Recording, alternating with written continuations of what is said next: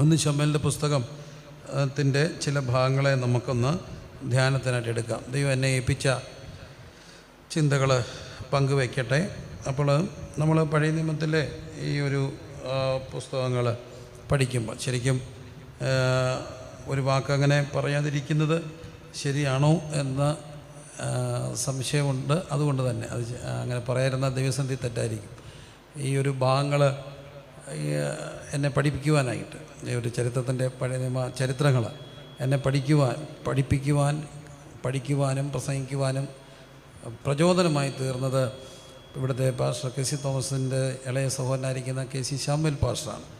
അദ്ദേഹത്തെ ഓർത്ത് ഞാൻ ദൈവത്തിന് സ്തോത്രം ചെയ്തു. ഞങ്ങളിങ്ങനെ യാത്രയിലൊക്കെ പോകുമ്പോൾ ഞാൻ വളരെ ലേറ്റായിട്ട് കിടക്കുന്ന ഒരാളാണ്. ഒരു 2 മണി 3 മണി വരെയൊക്കെയാണ് എൻ്റെ ഒരു സമയം. പക്ഷേ അച്ഛൻ ഇച്ചിരി നേരത്തെ കിടക്കും, പക്ഷേ അച്ഛൻ വെളുപ്പിനെ എഴുന്നേക്കും. അപ്പം അതുകൊണ്ട് ഞങ്ങളിങ്ങനെ ഒന്നിച്ച് പലപ്പോഴും പോകുമ്പോഴും ഇദ്ദേഹം എന്നെ പഠിപ്പിക്കും, ഞാൻ ഉറങ്ങിപ്പോവും. എന്നെ നിർത്തി മോഹം കഴിപ്പിച്ച് വീണ്ടും ഇറങ്ങിയിരുന്ന് കഴിഞ്ഞ ദിവസം 3 പ്രാവശ്യം ഉറങ്ങിപ്പോയി. 3 പ്രാവശ്യം എൻ്റെ ഉണർത്തി മുഖം കഴിപ്പിച്ച് ഒരു ഗുരുകുല വിദ്യാഭ്യാസം പോലെ എന്നെ പിടിച്ചിരുത്തി പറഞ്ഞു തന്ന ഭാഗങ്ങൾ കുറച്ചുകൂടെ ഈ ഭാഗങ്ങൾ പഠിക്കാനുള്ള ഒരു ഭയങ്കര പ്രചോദക ശക്തിയായി മാറി. ആ ദേവദാസനെ ഓർക്കാതിരിക്കാൻ ഒക്കത്തില്ല. ഈ തരണത്തിൽ അദ്ദേഹമാണ് എനിക്ക് ആ ഒരു സ്റ്റിർ തന്നെ നമ്മുടെ അകത്ത് കിടന്ന ആഗ്രഹത്തെ ഒന്ന് ഉദ്ദീപിപ്പിച്ചത്. ദൈവം സഹായിക്കട്ടെ. അതോർത്തും ഞാൻ ദൈവത്തിന് സ്തോത്രം ചെയ്യുന്നു. നമുക്ക് ശമൂവേലിൻ്റെ പുസ്തകത്തിലേക്ക് നമ്മുടെ ശ്രദ്ധയെ തിരിക്കാം. ദൈവമായ കർത്താവ് നമ്മളെല്ലാവരെയും അനുഗ്രഹിക്കട്ടെ. 1-ാം പുസ്തകത്തിൽ, ഇപ്പോൾ ശമൂവേലിൻ്റെ പുസ്തകം 1-ാം അധ്യായം, 1 ശമൂവേലിൻ്റെ പുസ്തകമാണ്. വളരെ ശാന്തമായിട്ട് ചിന്തിക്കാം. അപ്പോൾ 1-ാം അധ്യായത്തിൽ നാം കാണുന്നത് എബ്രഹീം മലനാട്ടിൽ എൽക്കാന എന്ന പേരുള്ള ഒരു മനുഷ്യന്, ആ മനുഷ്യൻ്റെ പ്രത്യേകതയൊക്കെ അവിടെ പറയുന്നുണ്ട്. 2 ഭാര്യമാരുണ്ടായിരുന്നു. അപ്പം 2 ഭാര്യമാരെന്നുള്ള ഒരു ചിന്തകളൊക്കെ നമ്മൾ ലേറ്റർ ഡെവലപ്മെൻറ്റാണ്. കാരണം കർത്താവിനോട് വിവാഹമോചനത്തെക്കുറിച്ചൊക്കെ ചോദിക്കുമ്പോൾ പറയുന്നൊരു വാക്കുകൊണ്ട്, it was not like so in the beginning, ആദിയിൽ അങ്ങനെ അല്ലായിരുന്നു. അപ്പം പക്ഷേ ലേറ്റർ ഡെവലപ്മെൻറ്റ്സൊക്കെ ഉണ്ടാകുമ്പോൾ ചില സിസ്റ്റങ്ങളൊക്കെ ഇങ്ങനെ അംഗീകരിക്കപ്പെടുകയൊക്കെ ചെയ്യുന്നുണ്ട്. എന്നാൽ പുതിയ നിയമത്തിലേക്ക് വരുമ്പോൾ കൃത്യമായ നിലപാടുകളൊക്കെ നാം കാണുന്നുണ്ട്. അപ്പോൾ ഈ ഒരു മനുഷ്യന് എൽക്കാന 2 ഭാര്യമാരുണ്ടായിരുന്നു. ഒന്ന് പെനീന എന്നും മറ്റൊന്ന് ഹന്ന എന്നും പേരുള്ള ഭാര്യ. അപ്പം പെനീനയ്ക്ക് മക്കളുണ്ടായിരുന്നുവെന്നും ഹന്നയ്ക്ക് മക്കളില്ലായിരുന്നു എന്നും കാണും. ഈ പെനീന ചെയ്തുകൊണ്ടിരുന്നൊരു ഭാഗം, ഈ ഭാഗത്തെക്കുറിച്ചൊക്കെ ധാരാളമായ സന്ദേശങ്ങൾ നാം കേട്ടിട്ടുള്ളതാണ്. 6-ാം വാക്യത്തിൽ കാണുന്നുണ്ട്, യഹോവ അവളുടെ ഗർഭം അടച്ചിരുന്നതിനാൽ. അപ്പോൾ അതിൻ്റെ പിന്നിലും ദൈവത്തിനൊരു കരമുണ്ട്. അവളുടെ പ്രതിയോഗി അവളെ വ്യസനിപ്പിക്കാൻ തക്കവണ്ണം വളരെ മുഷിപ്പിച്ചു. അവൾ യഹോവയുടെ ആലയത്തിലേക്ക് പോകുന്ന സമയത്തൊക്കെയും ആണ്ടുതോറും അവൾ അങ്ങനെ തന്നെ ചെയ്തു പോകുന്നതെന്ന് കാണുകയാണ്. അവളെ മുഷിപ്പിച്ചത് കൊണ്ട് അവൾ കരഞ്ഞ് പട്ടിണി കിടന്നു. അപ്പോൾ ഈ ഹന്ന കരഞ്ഞ് പട്ടിണി കിടക്കുകയാണ്. ഒരു പരിധിവരെ സഹോദരിമാരുടെ ഒരു പ്രതിരോധ ശക്തിയും അവരുടെ ഒരു വെൻറ്റിലേറ്റ് ചെയ്യാനുള്ള, അവരുടെ വിഷമങ്ങളെല്ലാം വെൻറ്റിലേറ്റ് ചെയ്യാനുള്ള അവരുടെ തനതായ ഒരു വഴി, ഒന്ന് കരയുകയാണ്, 2 പട്ടിണി കിടക്കുകയാണ്. ഇപ്പം എത്രത്തോളം പട്ടിണി കിടക്കുമെന്ന് അറിയത്തില്ല. പട്ടിണി കിടന്ന പണ്ടൊക്കെ നിർബന്ധിച്ച് കഴിപ്പിക്കുമായിരുന്നു. ഇപ്പം വേണേ കഴിക്കാൻ പറയുന്നുണ്ട്. പണ്ടത്തെ അമ്മമാരൊക്കെ തന്നെത്താൻ ഇടിക്കുമായിരുന്നു. തന്നെത്താൻ അടിക്കുമ്പം പിള്ളേരൊക്കെ കയ്യെ തൂങ്ങുമായിരുന്നു, അമ്മ ഇനി ഇടിക്കല്ലേ എന്ന്. അതൊരു ആയുധമായിരുന്നു. ഇപ്പം അങ്ങനെ ഇടിച്ചിട്ട് കാര്യമില്ല. കാരണം വേണം ഇടിച്ചോളം പറഞ്ഞാൽ അവർ കയ്യും കെട്ടി നോക്കി നിൽക്കും. അപ്പം നമ്മുടെ ചങ്ക് കലങ്ങാമെന്നല്ലാതെ പ്രത്യേകിച്ച് പ്രയോജനമൊന്നും ഉണ്ടാകത്തില്ല. എന്നാലും കരഞ്ഞ് പട്ടിണി കിടക്കുകയാണ്. അപ്പോൾ അങ്ങനെ കരഞ്ഞ് പട്ടിണി കിടന്നപ്പോൾ എൽക്കാന അവളോട് ചോദിക്കുന്നുണ്ട്, അന്നെ നീ എന്തിനാ കരയുന്നത് ചോദിക്കുമ്പോൾ ഈ ഭർത്താവ് പറയുകയാണ്, ഞാൻ നിനക്ക് 10 പുത്രന്മാരെക്കാട്ടി, നീ എന്തിനാ മക്കളിൽ നിന്നോർത്ത് സങ്കടപ്പെടുക, ഞാൻ നിനക്ക് 10 പുത്രന്മാരെക്കാട്ടിലും നല്ല ഒരു ഭർത്താവല്ലേ. അതിൻ്റെ തൊട്ട് തലേ ഭാഗത്ത് രൂത്തിൽ പറയുന്നുണ്ട്, നവോമിക്ക് ആ കുഞ്ഞൊക്കെ ഉണ്ടാകുമ്പോൾ രൂത്തിനെക്കുറിച്ച് നാട്ടുകാർ പറയുന്നൊരു കാര്യമുണ്ട്, അവൾ നിനക്ക് 7 പുത്രന്മാരെക്കാട്ടി നല്ല മരുമകളല്ലേ. അപ്പോൾ 10 പുത്രന്മാരെക്കാട്ടി നല്ല ഒരു ഭർത്താവ്. ആ ഭർത്താവിൻ്റെ ചരിത്രത്തിലൂടെയൊക്കെയാണ് ഈ ഒരു ഭാഗം വരിക. എന്തൊരു ഉന്നതനായ ഒരു മനുഷ്യന്. അപ്പം ആ മനുഷ്യന് ദൈവം ഇങ്ങനെ ഒരു ഭാര്യ. പക്ഷേ അവർ എന്നിട്ട് വീണ്ടും പ്രാർത്ഥനയ്ക്കായിട്ട് ആലയത്തിലേക്കൊക്കെ പോവുകയാണ്. യഹോവയാണ് ഈ മകളുടെ ഗർഭം, ഹന്നായുടെ ഗർഭം അടച്ചിരുന്നതെന്ന് കാണും. എന്തിനാണ് കർത്താവ് കുറച്ച് കാലത്തിനെ അടച്ചിട്ടതെന്ന് നമുക്കും അറിയില്ല. പക്ഷേ ഒരു കാര്യം ഉറപ്പാണ്, അതുകൊണ്ട് അവൾ ശമൂവേലിന് വേണ്ടി കുറച്ചുകൂടെ പ്രാർത്ഥിച്ചു കാണും. ശമൂവേൽ എന്ന കുഞ്ഞുണ്ടാകാൻ വേണ്ടി കുറേ കൂടെ പ്രാർത്ഥിക്കുകയാണ്. ദൈവോരിന്തം യഹോവയ്ക്ക് നിവേദിതനായിരുന്ന ഈ കുഞ്ഞിന് വേണ്ടി ഏറെ പ്രാർത്ഥിക്കുന്നു. 2 രീതിയിലാണ് മക്കളുണ്ടാകുക. ഒന്ന് ബർത്ത് ബൈ ചോയ്സാണ്. വോളിയം കുറവാണോ? ഓക്കെ. ഒന്ന് ബർത്ത് ബൈ ചോയ്സാണ്. 2 ബർത്ത് ബൈ ചാൻസാണ്. ബർത്ത് ബൈ ചാൻസാണ്. മദ്യപിച്ച് മതോപരത്തിനായ വ്യക്തിക്ക് മക്കളുണ്ടാകാം. ചിലർക്കൊക്കെ ഇഷ്ടമില്ലാത്ത സമയത്ത് മക്കളുണ്ടായെന്നൊക്കെ പറയുകയും അതിനെ കളയുകയൊക്കെ ചെയ്യുന്ന ഒരു സമ്പ്രദായങ്ങളൊക്കെ ഉണ്ട്. അവരുടെ വിദേശ യാത്രയ്ക്കോ അവരുടെ ജീവിതത്തിൻ്റെ സൗകര്യങ്ങൾക്കോ കുഞ്ഞുങ്ങൾ തടസ്സമാണെങ്കിൽ അവരെ നശിപ്പിക്കാനായിട്ടുള്ള ഒരു ശ്രമങ്ങളൊക്കെ ഉണ്ടാകും.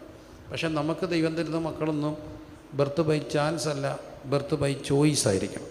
അതാണ് ദൈവം ആഗ്രഹിക്കുക. ബർത്ത് ബൈ ചോയ്സാണ്. ദൈവം തരുന്ന ദാനങ്ങളാണ്. അത് ദൈവത്തോട് നമ്മൾ പ്രാർത്ഥിച്ച് മേടിക്കേണ്ട ഒന്നാണ് ബർത്ത് ബൈ ചോയ്സ്. എനിക്ക് ബർത്ത് ബൈ ചോയ്സിൻ്റെ ഒരു കാര്യം പറയുമ്പോൾ ഞാൻ ഇന്നലെ അത് അവിചാരിതമായിട്ട് നമ്മുടെ ഒരു പ്രത്യേക സാഹചര്യത്തിൽ പങ്കുവെക്കേണ്ടി വന്നൊരു കാര്യമാണ്. എൻ്റെ ഇളയ മകന് ഇച്ചിരി ഗ്യാപ്പിലൊക്കെയാണ് ഉണ്ടായത്. അപ്പോൾ ആ കുഞ്ഞുണ്ടാകാനൊരു സാഹചര്യമുണ്ട്. 2010 ജൂൺ മാസത്തിൽ ഞാൻ UK ഒരു മിനിസ്ട്രിക്ക് വേണ്ടി പോയി. അപ്പോൾ അവിടെ എൻ്റെ സഹോദരങ്ങളുടെ അടുത്ത് അവർ ക്രമീകരിക്കപ്പെട്ട മീറ്റിങ്ങിലേക്ക് പോയപ്പോൾ ആദ്യമായിട്ടാണ് UK എന്ന് പോകുക. 2010 ഞാൻ UK ചെന്ന് ഇറങ്ങി ഒരു 2-3 ദിവസത്തിനകത്ത് എൻ്റെ അമ്മയ്ക്ക് ഇവിടെ വലിയൊരു പ്രയാസം ഉണ്ടായി. അമ്മ സീരിയസ് ആയി. അവരെന്നെയാണ് എന്നാൽ അത്രത്തോളം എന്നോടത് പറഞ്ഞില്ല. അപ്പോൾ അത് അമ്മ വെൻറ്റിലേറ്ററിൽ മാറ്റപ്പെട്ടു. അപ്പോൾ ഓൾമോസ്റ്റ് അമ്മ മരിച്ചു എന്നുള്ളൊക്കെ ഒരു നില വന്നപ്പോൾ പെട്ടെന്ന് ഞാൻ തിരിച്ചു പോരുകയാണ്. വെൻറ്റിലേറ്ററിലാണ് അമ്മ. അപ്പോൾ ഞാൻ അന്നേരം തന്നെ ചെന്നു നിന്നു ഒറ്റയാഴ്ചക്കകത്ത് തിരിച്ചു പോരുകയും തിരിച്ചു വന്ന് ചെങ്ങന്നൂർ സെഞ്ചുറി ഹോസ്പിറ്റലായിരുന്നു. അപ്പോൾ അമ്മ വെൻറ്റിലേറ്ററിലാണ്. അമ്മയുടെ കൂടെ അകത്ത് കയറാനൊക്കത്തില്ല എങ്കിലും അവിടെ തന്നെ നിന്നു. അങ്ങനെ അമ്മ റിക്കവറായി, പൂർണ്ണമായിട്ട് റിക്കവറായി. വെൻറ്റിലേറ്ററൊക്കെ മാറ്റി അമ്മയെ റൂമിൽ കൊണ്ടുവന്നു.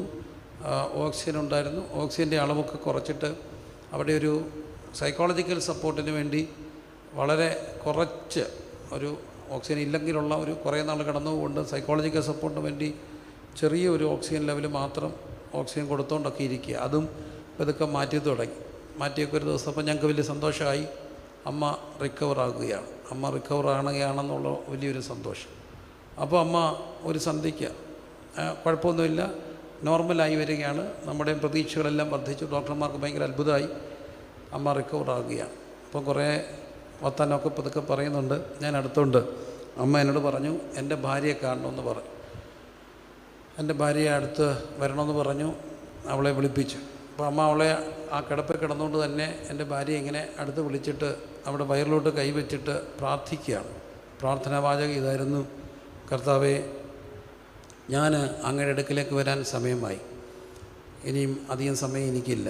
ഞാൻ അങ്ങയുടെ അടുക്ക വരികയാണ്. അപ്പോൾ ഞാൻ പോരുമ്പോൾ പെട്ടെന്ന് അങ്ങ് വരുമ്പോൾ അപ്പയ്ക്കത് വിഷമമാകും. പെട്ടെന്ന് എൻ്റെ മാറ്റം അത് അങ്ങയ്ക്കറിയാമല്ലോ. വിഷമം മാറ്റാൻ വേണ്ടി ഇവിടെ വയറ്റിൽ കൊടുത്തിരിക്കുന്ന കുഞ്ഞിനായി സ്തോത്രം. ഈ കുഞ്ഞ് രാങ്കുഞ്ഞാണല്ലോ, ഇവനെ കാണാൻ ഞാനിവിടെ ഇല്ല. എങ്കിലും ഇവൻ്റെ കളിയും ചിരിയൊക്കെ അപ്പയെ ആശ്വസിപ്പിക്കട്ടെ. കർത്താവെ നന്ദി എന്ന് പറഞ്ഞിട്ട് പിറ്റേ ദിവസം രാവിലെ മരിച്ചു. ഞങ്ങൾ ചെന്ന് ചെക്കപ്പ് ചെയ്യുമ്പം അവിടെ വയറ്റിൽ കുഞ്ഞുണ്ട്. അങ്ങനെ ഒരനുഭവം. ബർത്ത് ബൈ ചോയ്സാണ്. നാളെ ഞാൻ അങ്ങയുടെ അടുക്ക് വരുമ്പോൾ അപ്പയുടെ ദുഃഖം മാറ്റാൻ ഇവനെ തന്ന ദൈവത്തിന് നന്ദി എന്നൊക്കെ പറഞ്ഞ് പ്രാർത്ഥിച്ച് വയറെ കൈവച്ച് അനുഗ്രഹിച്ചിട്ട് പിറ്റേ ദിവസം രാവിലെ മരിക്കുകയാണ്. അപ്പോൾ നമ്മുടെയൊക്കെ ബുദ്ധിക്കൊക്കെ അപ്പുറത്താണ് ഓരോ കാര്യങ്ങളും ദൈവം ചെയ്യുക. അപ്പോൾ അവിടെയാണ് നമ്മൾ ബർത്ത് ബൈ ചോയ്സ് എന്നൊക്കെ പറയും. അപ്പോൾ അങ്ങനെ ഈ ശമൂവേൽ ബാലനെ ദൈവം കൊടുത്തു. എന്നാലും എനിക്ക് തോന്നി അങ്ങനെ കൊടുക്കണമായിരുന്നെങ്കിൽ ഇത്രയും കഷ്ടപ്പെടുത്തണമായിരുന്നു. അപ്പോൾ ഒരു കാര്യം മനസ്സിലാക്കണം, ചില കാര്യങ്ങളൊക്കെ ദൈവം അനുവദിക്കുന്നത് ശമൂവേൽ എന്ന വലിയ മനുഷ്യനെ പ്രദാനം ചെയ്യുവാൻ. നമ്മൾ വായിക്കുന്നുണ്ട്, ദാൻ മുതൽ ബേർശേബ വരെ, ഒരു രാജ്യത്തിൻ്റെ ഒരറ്റം മുതൽ മറ്റേ അറ്റം വരെ വിശ്വസ്ത പ്രവാചകനായിരുന്ന ഒരു കാലഘട്ടത്തിൻ്റെ ശബ്ദത്തിന് വേണ്ടി ദൈവം എഴുന്നേൽപ്പിക്കേണ്ട ആ മകനെ ലോകത്തിന് കൊടുക്കാൻ വേണ്ടി, ദൈവത്തിന് കൊടുക്കാൻ വേണ്ടി ഈ അമ്മ എന്ന നിലം ഒത്തിരി ഒരുക്കപ്പെടേണ്ടതായിട്ടുണ്ടായിരുന്നു. അതുകൊണ്ടൊക്കെ നമ്മൾ ഓർക്കുക, ചിലപ്പോൾ ആർക്കുമില്ലാത്ത സങ്കടങ്ങളും ചിലപ്പോൾ ആർക്കുമില്ലാത്ത പ്രശ്നങ്ങളും ഒക്കെ നമുക്കുണ്ടാകുമ്പോൾ അതിൻ്റെ പിന്നിൽ ആർക്കുമില്ലാത്തൊരനുഗ്രഹം ദൈവം നമുക്ക് വേണ്ടി ഒരുക്കി വെച്ചിട്ടുണ്ട്. ഹന്ന വല്ലാതെ കഷ്ടപ്പെടുകയാണ്. എന്തിനു വേണ്ടിയാണ് അത്രയും ബുദ്ധിമുട്ടിയത്? ഇത്രയും വലിയ ഒരു മകനെ ലോകത്തിന് കൊടുക്കാൻ വേണ്ടി. അതുകൊണ്ടൊക്കെ തന്നെയാണ് നാം പാടുന്നൊരു പാട്ടുണ്ട്, ഇന്നുള്ള ശോധന നൽകുന്ന വേദന വിഷമമുള്ളതെങ്കിലും വിലയുണ്ടതിന് പൊന്നിലും. അത് വിഷമമുള്ളതാണ്, എന്നാൽ അതിന് പൊന്നിനെക്കാട്ടിലും വിലയുണ്ട്. ഹന്ന വല്ലാതെ മുറിയുകയാണ്, ഹന്ന വല്ലാതെ കഷ്ടപ്പെടുകയാണ്, ഹന്ന വല്ലാതെ വേദനപ്പെടുകയാണ്. എന്തിനാണ് ഹന്ന ഇത്രയും വേദന സഹിച്ചാലേ ഇത്രയും പൊന്നു പോലുള്ള ഒരു മകനെ ലോകത്തിന് വേണ്ടി കൊടുക്കാനായിട്ട് കഴിയുള്ളൂ. കർത്താവിന്റെ ദാസൻ സാവു പാസ്റ്ററിനോട് പറഞ്ഞു, പാസ്റ്ററെ ആ പാട്ടൊന്ന് പാടിയാൽ നല്ലതായിരിക്കും. ഇന്നുള്ള ശോധന നൽകുന്ന വേദന വിഷമമുള്ളതെങ്കിലും വിലയുണ്ടതിന് പൊന്നിലും. അതുകൊണ്ട് അനാദിനാഥൻ യേശു നമുക്ക് ആ പാട്ട് വന്ന് ചേർന്ന് പാടാം. ഇന്നുള്ള ശോധന നൽകുന്ന വേദന വിഷമമുള്ളതെങ്കിലും വിലയുണ്ടതിന് പൊന്നിലും. നമുക്ക് ചേർന്ന് പാടുമ്പോൾ, പ്രിയ ജോൺ സമ്പദർ അത് നമുക്ക് വേണ്ടി പാടുമ്പോൾ, നമുക്ക് ഒരുമിച്ച് ദൈവസന്നിധിയിലൊന്ന് ഹൃദയങ്ങളെ പകർന്നുകൊണ്ട് പ്രാർത്ഥനയോടെ ആ ഗാനം ചേർന്ന് പാടാം. കരങ്ങൾ ഉയർത്തി എല്ലാവരും ദൈവത്തെ ഒന്ന് സ്തുതിച്ചുകൊണ്ട്, എന്തിനപ്പ ഇത്രയും വേദന, എന്തിനപ്പ ഇത്രയും നൊമ്പരം, എന്തിനപ്പ ഇത്രയും തകർച്ചകൾ? അപ്പോൾ ഒരു കാര്യം മനസ്സിലാക്കണം, ഇതെല്ലാം നന്മയ്ക്കാണ്. അത് ഇന്നെന്താണെന്ന് നമുക്ക് മനസ്സിലായില്ലെങ്കിലും നാളെ നിത്യതയിൽ പുലരുമ്പോൾ ദൈവം ചെയ്തതെല്ലാം നന്മയ്ക്കും തെളിയുമ്പോൾ വല്ലാതെ പ്രയാസപ്പെടുന്ന കുടുംബങ്ങളെ ഞാൻ കണ്ടു. ഒരു പക്ഷേ ലോകത്തിന് ദൈവത്തിന് പ്രത്യേക പ്രയോജനമൊന്നുമില്ലാത്തവർക്കൊന്നും ഇതൊന്നും ഉണ്ടാകണമെന്നുമില്ല. എന്നാൽ ഒരുക്കപ്പെടേണ്ടതിലെ നിലകളെ തമ്പുരാൻ ഇങ്ങനെ ഒരുക്കിക്കൊണ്ടേയിരിക്കും. ആ ഒരുക്കങ്ങൾക്കായി എല്ലാ കരങ്ങളും ഉയർത്തി ഒരു നിമിഷം ദൈവത്തിന് എല്ലാ കരങ്ങളും ഉയർന്നിരിക്കട്ടെ. എന്തൊക്കെയോ ചോദ്യങ്ങൾക്കെല്ലാം കർത്താവ് ഈ നിമിഷം ഉത്തരം തരും. ഒരു നിമിഷം ജോൺ സമ്പത്തിലെ എല്ലാ ചോദ്യങ്ങൾക്കും കർത്താവ് ഉത്തരം തരും. എന്തിനപ്പ എന്നെ മാത്രം ഇങ്ങനെ, എന്തിനപ്പ എനിക്ക് മാത്രം ഇങ്ങനെ? ഇന്നുള്ള ശോധനകൾ നൽകുന്ന വേദനകൾ അത് വിഷമമാ, പക്ഷേ അതിന് ഭയങ്കര വിലയാ. പൊന്നുപോലെ പുറത്തു കൊണ്ടുവരേണ്ട ചിലത് നമ്മൾ വഹിച്ചുകൊണ്ടാണ് നടക്കേണ്ടത്. വിലയുള്ളത് ചിലതിനെ പുറത്തു കൊണ്ടുവരുവാൻ തമ്പുരാൻ അനുവദിക്കുന്ന എല്ലാ സഹനങ്ങൾക്കായും ദൈവത്തിനൊന്ന് സ്തോത്രം ചെയ്തുകൊണ്ട് ഒരു നിമിഷം എല്ലാ കരങ്ങളും ഉയർന്നിരിക്കട്ടെ. വിലയുള്ള ചിലതിനെ ഇനിയും പുറത്തു കൊണ്ടുവരാൻ വേണ്ടി ദൈവം അനുവദിക്കുന്ന എല്ലാ വേദനകൾക്കായും അർഹന റിക ലഗതന ശകന ദിഗന കരങ്ങൾ ഉയർന്നിരിക്കട്ടെ. ദൈവത്തിന് നന്ദി പറഞ്ഞു. ശോധന നൽകുന്ന വേദന, ഇന്നുള്ള ശോധന നൽകുന്ന വേദന വിഷമമുള്ളതെങ്കിലും വിലയുണ്ടതിനു പൊന്നിലും. വിഷമമുള്ളതെങ്കിലും വിലയുണ്ടതിനു പൊന്നിലും. വിശ്വസിച്ചാശ്രയിച്ചാനന്ദിക്കും ഞാൻ സദാ. വിശ്വസിച്ചാശ്രയിച്ചാനന്ദിക്കും ഞാൻ സദാ. അനാദിനാഥനേശുവൻ ധനം അന്യനാ ഭൂവിലെന്നൽ. ധന്യനാ ഞാൻ ക്രിസ്തുവിൽ സദാ. അന്യനാ ഭൂവിലെന്നൽ. ധന്യനാ ഞാൻ ക്രിസ്തുവിൽ സദാ. ഇന്നുള്ള ശോധന നൽകുന്ന വേദന, ഇന്നുള്ള ശോധന നൽകുന്ന വേദന വിഷമമുള്ളതെങ്കിലും വിലയുണ്ടതിനു പൊന്നിലും. വിഷമമുള്ളതെങ്കിലും വിലയുണ്ടതിനു പൊന്നിലും. വിശ്വസിച്ചാശ്രയിച്ചാനന്ദിക്കും ഞാൻ സദാ. വിശ്വസിച്ചാശ്രയിച്ചാനന്ദിക്കും ഞാൻ സദാ. അനാദിനാഥനേശുയൻ ധനം അന്യനാ ഭൂവിലെന്നൽ. ധന്യനാ ഞാൻ ക്രിസ്തുവിൽ സദാ. അന്യനാ ഭൂവി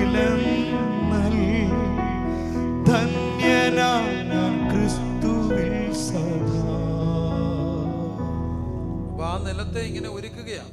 ആ നിലത്തെ ദൈവം ഒരുക്കുന്നത് ഭയങ്കര പ്രയോജനമുള്ള ഒന്നിനെ പുറത്തു കൊണ്ടുവരാൻ വേണ്ടിയാണ്. അങ്ങനെ ഹന്ന ദൈവസന്നിധിയിലേക്ക് വരികയും ദൈവം അവളെ കടാക്ഷിക്കുകയും ആ കുഞ്ഞിനെ ദൈവം ദാനമായിട്ട് കൊടുക്കുകയും ചെയ്യുകയാണ്. അങ്ങനെ ആ കുഞ്ഞിനെ ദൈവസന്നിധിയിലേക്ക് കൊണ്ടുവന്ന് നിവേദിക്കുകയാണ്. 2-ാം അധ്യായത്തിൻ്റെ 11-ാമത്തെ വാക്യത്തിൽ കാണുന്നു, പിന്നെ എൽക്കാന രാമയിൽ തൻ്റെ വീട്ടിലേക്ക് പോയി ബാലൻ പുരോഹിതനായ ഏലിയുടെ മുമ്പിൽ യഹോവയ്ക്ക് ശുശ്രൂഷ ചെയ്തു വരികയാണ്. അങ്ങനെ കുഞ്ഞിനെ കൊണ്ടുവന്ന് ഏലി പുരോഹിതൻ്റെ അടുക്കലാക്കി വെക്കും. ആ കുഞ്ഞ് യഹോവയ്ക്ക് ശുശ്രൂഷ ചെയ്തു വരികയാണ്. അങ്ങനെ കാലം മുമ്പോട്ട് പോവുകയാണ്. അതിൻ്റെ 1 ശമൂവേലിൻ്റെ പുസ്തകം 2-ാം അധ്യായത്തിൻ്റെ 22-ാമത്തെ വാക്യത്തിലേക്ക് വരുമ്പോൾ ഏലി വൃദ്ധനാകുകയാണ്. വൃദ്ധന് ആകുമ്പോൾ അവൻ്റെ മക്കൾ എല്ലാ ഇസ്രായേലിനോടും ചെയ്യുന്നതും സമാഗമന കൂടാരത്തിൻ്റെ വാതിക്കൽ ഉള്ള സഹോദരിമാരോടുകൂടെ മോശപ്പെട്ടതായ പ്രവൃത്തിയിലേക്ക് ഏർപ്പെടുന്നതും അവൻ കേൾക്കുകയാണ്. കേൾക്കാനായിട്ടുള്ളൊരു കാരണം 3-ാം അധ്യായത്തിലേക്ക് വരുമ്പം കാണുന്നുണ്ട്. 2-ാം വാക്യത്തിൽ, ആ കാലത്ത് ഒരിക്കൽ ഏലി തൻ്റെ സ്ഥലത്ത് കിടന്നുറങ്ങി കാണുവാൻ വഹിയാതെ വണ്ണം അവൻ്റെ കണ്ണ് മങ്ങിത്തുടങ്ങിയിരുന്നു. ശമൂവേൽ ദൈവത്തിൻ്റെ പെട്ടകം ഇരിക്കുന്ന യഹോവയുടെ മന്ദിരത്തിൽ ദൈവത്തിൻ്റെ വിളക്ക് കിടന്നതിന് മുമ്പ് ചെന്ന് കിടന്നു. ഈ ഒരു ദൂത് കർത്താവിനെ ഏൽപ്പിച്ചൊരു ദൂതാണ്. ഏലിയുടെ കണ്ണ് മങ്ങിപ്പോവുകയാണ്. ഏലിയുടെ കണ്ണ് മങ്ങിയെന്ന് പറയുമ്പോൾ കാഴ്ചകളൊന്നും കാണാൻ കഴിയാതെ പോവുകയാണ്. അതുകൊണ്ട് തന്നെ ദേവാലയത്തിലേക്ക് ചെല്ലുമ്പോൾ ഈ മോശപ്പെട്ട കാര്യങ്ങൾ അവിടെ നടക്കുമ്പോൾ അത് കാണാനായിട്ട് ഈ പുരോഹിതന് കഴിഞ്ഞില്ല. അതുകൊണ്ട് തന്നെ ഹൊഫ്നിയും ഫിനെഹാസും പ്രവർത്തിക്കുക മാത്രമല്ല, ആ യാഗപീഠത്തിൽ കൊണ്ടിരുന്ന ഇറച്ചിയൊക്കെ വേകുന്നതിന് മുമ്പ് മുപ്പല്ലി കൊണ്ട് കുത്തിയെടുക്കുകയാണ്. പക്ഷമാംസം ഞങ്ങൾക്ക് തരാമോ? കാരണം അവിടെ ഇഷ്ടത്തിലൊക്കെ അത് പാകം ചെയ്യണം. അതല്ലെങ്കിൽ ദേവാലയ വിധിപ്രകാരമാണ് അത് വേഗപ്പെടേണ്ടത്. പക്ഷേ അവർക്ക് അവരുടെ എരിവും പൊടിയും ഒക്കെ ഇതിനകത്ത് ചേർക്കേണ്ടത് അവരുടെ ആവശ്യമായിരുന്നു. അതുകൊണ്ട് ആ നിലകളിലൊക്കെ അത് കിട്ടുവാൻ വേണ്ടി ബലാൽക്കാരനെ അത് എടുത്തുകൊണ്ട് പോകുകയാണ്. ഇങ്ങനെ വരുമ്പോൾ ഏലിക്ക് ഇത് കാണാനായിട്ട് കഴിയുന്നില്ല. പക്ഷേ അങ്ങനെ കാണാൻ കഴിയാതിരിക്കുന്ന ഏലി ഒരു 2 സാധ്യതകൾ അവിടെ കാണുകയാണ്. ഒന്നാമത്തെ സാധ്യത, ആ പുരോഹിതൻ്റെ കണ്ണ് മങ്ങിപ്പോവുകയാണ്, കാഴ്ചകൾ കാണാൻ കഴിയുന്നില്ല. അതുകൊണ്ട് തന്നെ മക്കളുടെ പല കാര്യങ്ങളും അറിയാതെ പോകുന്നു. ഇന്ന് കോവിഡിൻ്റെ ഒക്കെ ഒരു കാലഘട്ടം, നമ്മുടെ ചർച്ചകളൊക്കെ അടയപ്പെടുകയാണ്. ഉള്ളിടത്തും ലിമിറ്റഡ് നമ്പേഴ്സൊക്കെയാണ് വരിക. പക്ഷേ ഇവിടെ ദൈവം എന്നെ ചിന്തിപ്പിക്കുന്ന ഒരു കാര്യമുണ്ട്. കാഴ്ചകളുള്ള പുരോഹിത വൃന്ദം എഴുന്നേൽക്കേണ്ടത് ആവശ്യമാണ്. കാഴ്ചകൾ കാണാനായിട്ട് കഴിയണം. എന്ത് കാഴ്ചകൾ? ആരും പറഞ്ഞറിയുന്നതിന് മുമ്പ് നമ്മുടെ ഒരു തലമുറയുടെ എല്ലാ വിവരങ്ങളും ആത്മാവിൽ അറിയുവാനായിട്ടുള്ള ഒരു ദൈവകൃപയ്ക്ക് വേണ്ടി നമുക്ക് കാഴ്ചയ്ക്ക് വേണ്ടി പ്രാർത്ഥിക്കാൻ കഴിയും. ചർച്ചകളൊക്കെ ഇങ്ങനെ അടഞ്ഞു കിടക്കുമ്പോൾ ഞാൻ ലോകമെമ്പാടുമുള്ള പല സൂമുകളിൽ ദൈവം കൃപ ചെയ്ത് പോകുവാൻ ദൈവം എനിക്കിടയാക്കി തീർത്തു. ഞാൻ ശ്രദ്ധിച്ച ഏറ്റവും വലിയൊരു കാര്യം, കൊച്ചുമക്കളൊക്കെ ഈ വിദേശ രാജ്യങ്ങളിലൊക്കെ വളരെ അപ്പൻ്റെ അമ്മയുടെ കൂടെയൊക്കെ ഇരിക്കും. അതൊരു 10, 12, 13 വയസ്സുള്ള കുഞ്ഞുങ്ങളാണ്. അവരിങ്ങനെ പഞ്ചപുച്ഛ അടക്കി അപ്പൻ്റെ അമ്മയുടെ അടുക്കലൊക്കെ വന്ന് ഇരിക്കുന്ന കാണും. പക്ഷെ കാണാതെ പോയ വളരെ റെയറായിട്ട് വിരലെണ്ണം മാത്രമേ ഒരു കാഴ്ച കണ്ടുള്ളൂ. 18, 19, 20 ആ പ്രായത്തിലുള്ള മക്കൾ വീഡിയോ ഓണാക്കി സൂമിലിരിക്കുന്നത് വളരെ റെയറായിട്ടാണ് ഞാൻ കണ്ടത്. ഞാൻ പരതിയിട്ടുണ്ട് അങ്ങനെ ആരെങ്കിലും ഉണ്ടോ എന്ന്. പക്ഷേ ഇറ്റ് വാസ് വെരി റെയർ. വളരെ ചെറുപ്പക്കാരായിട്ടുള്ള അങ്ങനെയുള്ളവരെ കൃത്യമായി വിരലിലെണ്ണാനേ കണ്ടുള്ളൂ. അങ്ങനെ ഇരുന്നവരെക്കുറിച്ച് ദൈവാത്മാവ് ചില കാര്യങ്ങൾ എന്നെ അറിയിക്കുകയും ചെയ്യുവാൻ ദൈവം ഇടയാക്കി. ഞാൻ പറഞ്ഞു വന്നതിൻ്റെ താല്പര്യം, അങ്ങനെ ഒരു തലമുറ എവിടെയോ മാറിപ്പോകുന്ന ഒരു സമയത്ത് ഇനി ഒരു 10 വർഷം കഴിഞ്ഞാൽ കർത്താവെ എന്തായി തീരുമെന്ന് ഇന്ന് ആത്മാവിൽ അറിയാൻ കഴിയുന്ന കാഴ്ചയുള്ള പുരോഹിതന്മാർ എഴുന്നേൽക്കുവാൻ നമുക്ക് ദൈവത്തോട് പ്രാർത്ഥിക്കാം. പുരോഹിതന്മാർക്കെല്ലാം കാഴ്ചകൾ ഉണ്ടാകട്ടെ. ഓരോ അപ്പനും ഒരു വീടിൻ്റെ പുരോഹിതനാണ്. അവർക്കതിനുള്ള കാഴ്ച ഉണ്ടാകട്ടെ. ഓരോ ലോക്കൽ സഭയുടെയും ശുശ്രൂഷകർക്ക് അതിനെ പിടിച്ചുള്ള കാഴ്ച ഉണ്ടാകട്ടെ. ആത്മാർത്ഥമായിട്ട് പറഞ്ഞ് ഞാനൊക്കെ ഈ ശുശ്രൂഷയിലൊക്കെ ഇന്ന് നിൽക്കുമ്പോൾ അത് ഇവിടെ ഇരിക്കുന്ന പലർക്കും മനസ്സിലാകും. ഒരു പരിധി വരെ ഇങ്ങനെ നിൽക്കാൻ കാരണം കാഴ്ചയുള്ള പ്രവാചകരുണ്ടായിരുന്നതുകൊണ്ടാണ്. ഇപ്പോഴും ഞാൻ ഓർക്കുന്നുണ്ട്, പ്രവാചകരൊക്കെ വന്നിരിക്കുമ്പോൾ നമുക്ക് പേടിയാണ് ഉപവാസ പ്രാർത്ഥനയ്ക്ക്. അവർക്കെല്ലാം വെളിപ്പെടും. ആത്മാർത്ഥമായി പ്രവചനം പോയിരിക്കണം എന്നൊക്കെ പറയുന്നതിന് മുമ്പ്, ഇപ്പോൾ അവസാനം കഴിഞ്ഞിട്ട് വീട്ടിൽ കൊണ്ടുവന്നൊരു സ്പെഷ്യൽ പ്രാർത്ഥനയുണ്ട്. സ്പെഷ്യൽ പ്രാർത്ഥനയ്ക്ക് മുമ്പ് ഇവർ കണ്ടാൽ വിളിച്ച് പറയും. അവർക്ക് പരിജ്ഞാനമൊന്നുമില്ല, കാരണം അവർക്ക് കാഴ്ചകളേ ഉള്ളൂ. അപ്പനാലാ ഇരിക്കുന്ന അമ്മ ഇരിക്കാമെന്നും പറിച്ച് പറയും. അപ്പം ഞാൻ അപ്പുറത്ത് പോയിട്ട് മുട്ടുകുത്തി കരഞ്ഞിട്ടുണ്ട്, തമ്പുരാനെ വെളിപ്പെടുത്തല്ലേ, തമ്പുരാനെ വെളിപ്പെടുത്തല്ലേ, എല്ലാം ഏറ്റു പറഞ്ഞു. അപ്പോൾ ആരോ പറഞ്ഞു തന്നിട്ടുണ്ട്, ഏറ്റു പറഞ്ഞാൽ പിന്നെ അത് വെളിപ്പെടത്തില്ലെന്ന്. അപ്പോൾ ആ ഒരു ബോധ്യത്തിൽ ഏറ്റു പറയപ്പെട്ട പാപം ആർക്കും വെളിപ്പെടത്തില്ലെന്നുള്ള ബോധ്യത്തിൽ കർത്താവേ വെളിപ്പെടില്ല, കർത്താവേ എന്തോ വെള്ളം ചെയ്തേക്കാം, എന്തോ വെള്ളം ചെയ്തേക്കാം, വെളിപ്പെടുന്നൊക്കെ പ്രാർത്ഥിച്ച് കരഞ്ഞു കൂവിപ്പോയി പ്രവാചകൻ്റെ മുമ്പിൽ ഇരിക്കുന്നത്. അതുകൊണ്ടൊക്കെ തന്നെ കാഴ്ചകളുള്ളവരുണ്ടായിരുന്നു. പക്ഷേ ഇന്നെൻ്റെ ലോകത്തിൻ്റെ പ്രശ്നം കാഴ്ചകളുള്ളവർ കുറഞ്ഞു പോയി. നമുക്ക് ദൈവത്തോടൊന്ന് പ്രാർത്ഥിക്കാം. കഴിയുമോ? കർത്താവെ, കാഴ്ചകളുള്ള ദൈവദാസന്മാരായി, കാഴ്ചകളുള്ള പിതാക്കന്മാരായി ഞങ്ങൾക്ക് നല്ല കരങ്ങൾ ഉയർത്തി. ഓൺലൈനിലൊക്കെ കാണുന്നവരുണ്ടല്ലോ, എളിദാസൻ നിങ്ങളോടും പറയട്ടെ, കാഴ്ചകളുള്ള അപ്പനായി, കാഴ്ചകളുള്ള പുരോഹിതനായി മാറുവാൻ ഞങ്ങൾക്കിട വരണമേ. ഞങ്ങളുടെ ലോക്കൽ സഭയിലുള്ള ഓരോ മക്കളെക്കുറിച്ചുള്ള വിവരങ്ങൾ ഞങ്ങളെ അറിയിക്കണേ കർത്താവേ. ഞങ്ങളെ അറിയിക്കാതെ ഒന്നും സംഭവിക്കത്തില്ലെന്ന് ദൈവം പറഞ്ഞിട്ടുണ്ടെങ്കിൽ ഞങ്ങളുടെ വിചാരണയിലുള്ള ആളുകളെക്കുറിച്ചുള്ള കാഴ്ചകൾ ഞങ്ങൾക്ക് തരണമേന്ന് എത്ര പേർ ആത്മാർത്ഥമായി ദൈവത്തോട് ഈ നിമിഷം പ്രാർത്ഥിക്കും? അങ്ങനെ പ്രാർത്ഥിക്കുന്നവരൊക്കെ കരമുയർത്തി ദൈവത്തോടൊന്ന് പ്രാർത്ഥിച്ച്, കർത്താവേ എന്നുള്ള കൃപ തരണമേ, ഞങ്ങൾക്ക് കാഴ്ച തരണം, ഞങ്ങൾക്ക് ദർശനങ്ങളെ തരണം. ആരും പറഞ്ഞു കേൾക്കണ്ട, ഞങ്ങൾക്ക് അതിനു മുമ്പ് അറിയാനുള്ള കാഴ്ചകൾ. അങ്ങനെ ആഗ്രഹിക്കുന്നവർ നമുക്കൊരു നിമിഷം ഒരുമിച്ചൊന്ന് പ്രാർത്ഥിക്കാം. അങ്ങനെ പ്രാർത്ഥിക്കുന്നവർ, ഓൺലൈൻ മാധ്യമത്തിലൂടെ കാണുന്നവരെ, നിങ്ങൾ ഈ സമയത്ത് പ്രാർത്ഥിക്കുക. കർത്താവേ, ഞങ്ങളുടെ കണ്ണ് തുറക്കണേ, ഞങ്ങളുടെ ഹൃദയദൃഷ്ടി പ്രകാശിക്കണേ. അങ്ങനെ പ്രാർത്ഥിക്കുന്നവരെല്ലാവരും ശബ്ദം ഉയർത്തി, കരങ്ങൾ ഉയർത്തി ചില നിമിഷങ്ങളൊന്ന് പ്രാർത്ഥിച്ചാട്ടെ. കാഴ്ചകൾക്ക് വേണ്ടി പ്രാർത്ഥിച്ചാട്ടെ. വളരെ ഗൗരവമായിട്ട് പറയട്ടെ, പ്രത്യേകിച്ച് എല്ലാ കർത്തദാസന്മാരും. എനിക്കും അങ്ങനെ ഒരു കാഴ്ചകളൊന്നും ഇല്ല പ്രിയരെ, പക്ഷെ ഞാൻ ഈ ദിവസങ്ങളിൽ പ്രാർത്ഥിക്കുകയാണ്. കർത്താവേ, ചില കാര്യങ്ങൾ മുന്നമേ അറിഞ്ഞിരുന്നെങ്കിൽ എന്തെല്ലാം ഒഴിവാകാമായിരുന്നു. അങ്ങനെ കാഴ്ചകൾ കിട്ടണേ കർത്താവേ. ശബന ഹതന റിഗന രഘവന ഹത്തന. നമുക്ക് ഒരുമിച്ച് പ്രാർത്ഥിക്കാം. കർത്താവേ, ഞങ്ങൾക്ക് കാഴ്ചകളുള്ള പുരോഹിതരായി മാറണമേ. അതിനുവേണ്ടി ഞങ്ങൾ സമർപ്പിച്ച് പ്രാർത്ഥിക്കുന്നു. അങ്ങയുടെ കർത്താവേ, ആ ഒരു ദർശനത്തിൻ്റെ കർത്താവേ, ആ വരം ഞങ്ങൾക്ക് തരണമേ കർത്താവേ. ഒരു തലമുറ അതിജീവിച്ച് പോകുന്നത് ഇങ്ങനെ കാഴ്ചകളുള്ള ദൈവദാസന്മാരുണ്ടായിരുന്നുകൊണ്ടാണല്ലോ കർത്താവേ. എന്നാൽ അടുത്ത ഒരു തലമുറയ്ക്ക് വേണ്ടി കാണുവാൻ ഞങ്ങളുടെ അകദൃഷ്ടികളെ തുറക്കണേ കർത്താവേ, ഞങ്ങളുടെ അകക്കണ്ണുകളെ തുറക്കണേ കർത്താവേ. ഞങ്ങളതിനു വേണ്ടി പ്രാർത്ഥിക്കുന്നു യേശുവിൻ നാമത്തിൽ തന്നെ, ആമേൻ. കാഴ്ചകളുള്ള പുരോഹിത വൃന്ദം എഴുന്നേക്കട്ടെ, കാഴ്ചകളുള്ള ദൈവദാസന്മാർ എഴുന്നേക്കട്ടെ, കാഴ്ചകളുള്ള അപ്പന്മാർ അമ്മമാർ എഴുന്നേക്കട്ടെ. നമുക്ക് ദൈവത്തോട് അതിനുവേണ്ടി ആത്മാർത്ഥമായി പ്രാർത്ഥിക്കാം. എവിടെയോ ഒരു പാപത്തിൻ്റെ വഴികേടുകളിലേക്കൊക്കെ ചെറുപ്പകാലത്തൊക്കെ വഴിമാറിപ്പോയപ്പോൾ ഞാൻ ഇന്നും ഓർക്കുന്നുണ്ട്, അമ്മ അത് ദർശനം കണ്ടതുകൊണ്ടാണ് വിളിച്ചിരുത്തി വിശുദ്ധീകരിച്ച് പ്രാർത്ഥിച്ച് അതിൽ നിന്നൊക്കെ രക്ഷപ്പെട്ടത്. അത് പക്ഷേ അല്ലായിരുന്നെങ്കിൽ ഈ വഴികളിൽ ഇങ്ങനെ വരത്തില്ലായിരുന്നു. ദൈവമേ, കാഴ്ചകൾ ഉണ്ടായിരുന്നത് കൊണ്ടാണ് ഇന്ന് നിലനിൽക്കാൻ കഴിയുന്നത്. നമ്മളെല്ലാം ദൈവത്തോട് പ്രാർത്ഥിക്കുക, എല്ലാ അമ്മമാരും പ്രാർത്ഥിക്കുക, കാഴ്ചകൾക്ക് വേണ്ടി പ്രാർത്ഥിക്കുക. അങ്ങനെ ഏലി എന്ന വൃദ്ധനായ മഹാനായ മനുഷ്യന് കാഴ്ചയില്ലാതെ പോയി. അതുകൊണ്ട് എന്ത് സംഭവിച്ചു എന്ന് നമ്മൾ പിന്നെ കാണുന്നുണ്ട്. അവരുടെ മക്കൾ ചെയ്യുന്നത് പലതും കേൾക്കുവാൻ മാത്രമേ കഴിഞ്ഞുള്ളൂ. എന്നാൽ അവിടെ കാണുന്നു, ശമൂവേൽ എന്ന കുഞ്ഞെന്ത് ചെയ്തു? ശമൂവേൽ എന്ന കുഞ്ഞ് വിളക്കണയുന്നതിന് മുമ്പ് പോയി കിടന്നു എന്ന് കാണുകയാണ്. ഇതെന്നെ അത്ഭുതപ്പെടുത്തിയ ഒരു കാര്യമാണ്. വളരെ ചെറുപ്പമാണ് ഈ കുഞ്ഞ്. പക്ഷേ ഈ കുഞ്ഞ് ദേവാലയത്തിൽ പോയി കിടക്കുകയാണ്. വിളക്കണയുന്നതിന് മുമ്പ്. കാരണം പുറപ്പാട് പുസ്തകം 27-ാമത്തെ അധ്യായത്തിലേക്ക് വരുമ്പോൾ നാം കാണുന്നുണ്ട്, ദൈവം കൊടുത്ത നിഷ്കർഷകളുടെ ഭാഗമായിട്ട് വളരെ കൃത്യമായ ഒരു ചിത്രം ദൈവം അവർക്ക് വേണ്ടി കൊടുത്തിട്ടുണ്ട്.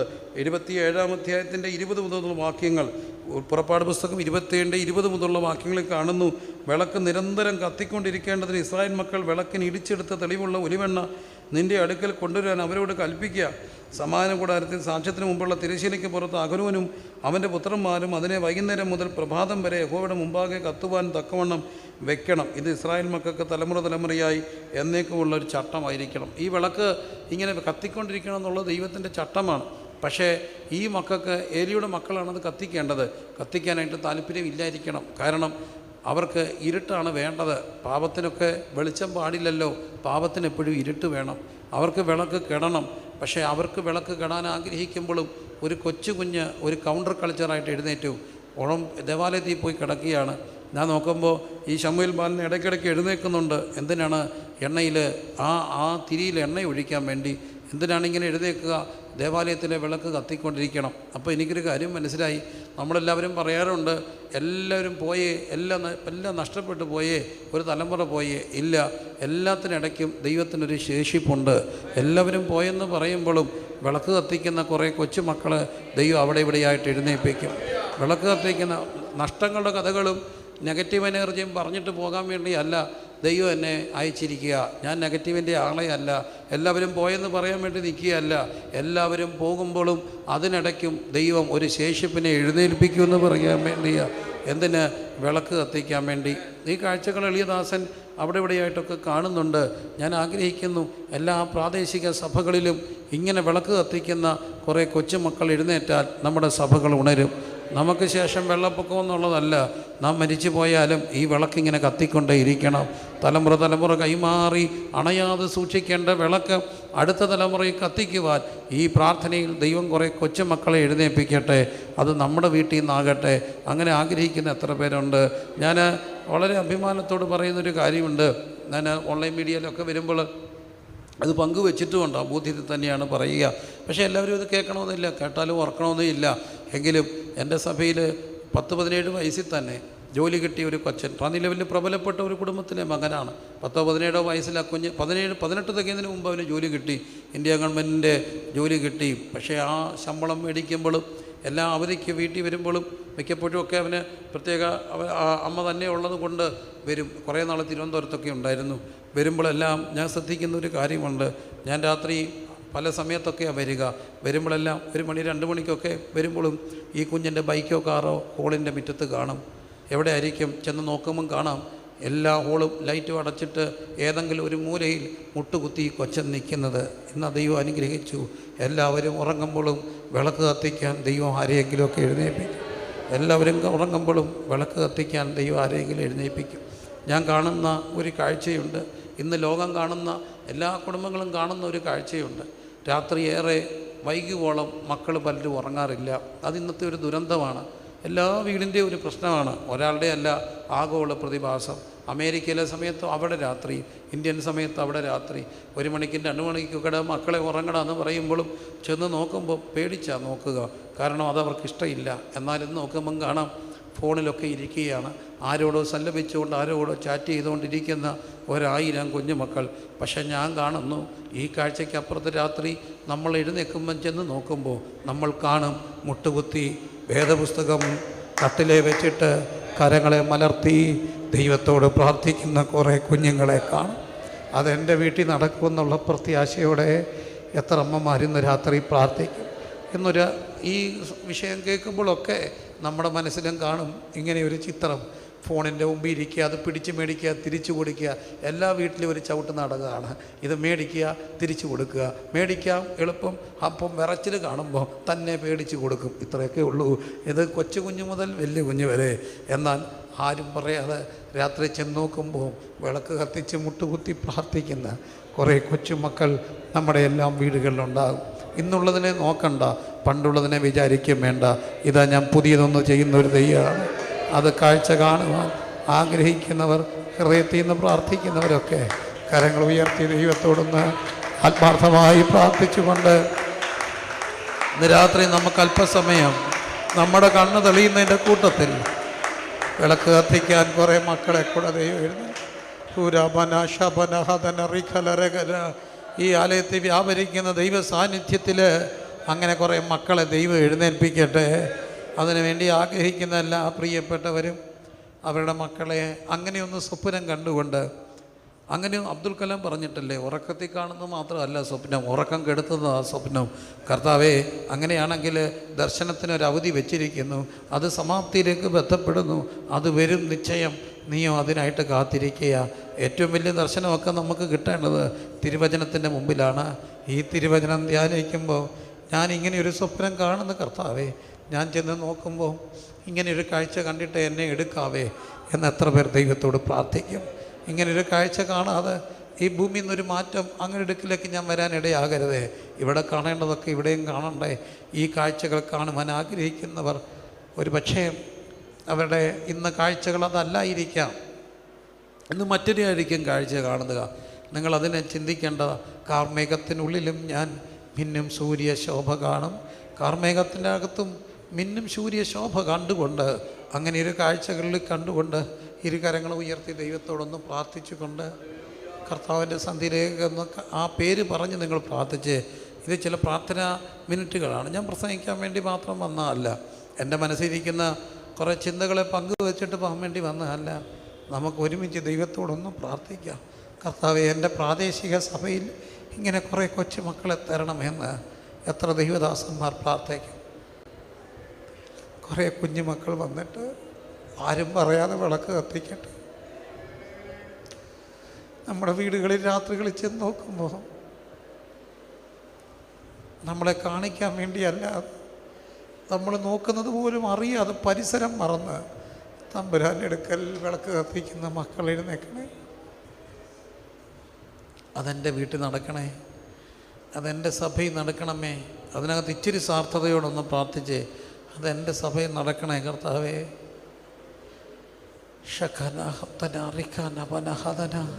അങ്ങനെയൊക്കെയാണെങ്കിൽ നമുക്ക് പിന്നെ നമ്മുടെ കണ്ണടയുമ്പം സങ്കടപ്പെടേണ്ട കാര്യം വരത്തില്ല.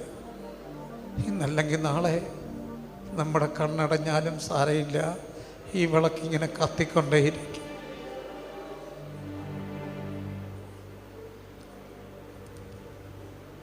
കർമ്മേഘത്തിനുള്ളിലും ഞാൻ മിന്നും സൂര്യ ശോഭ കാണും. കർമ്മേഘത്തിനുള്ളിലും ഞാൻ മിന്നും സൂര്യ ശോഭ കാണും.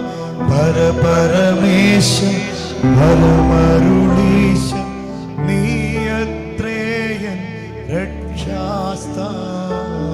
കർമ്മേഘത്തിനുള്ളിലും ഞാൻ മിന്നും സൂര്യ ശോഭ കാണും.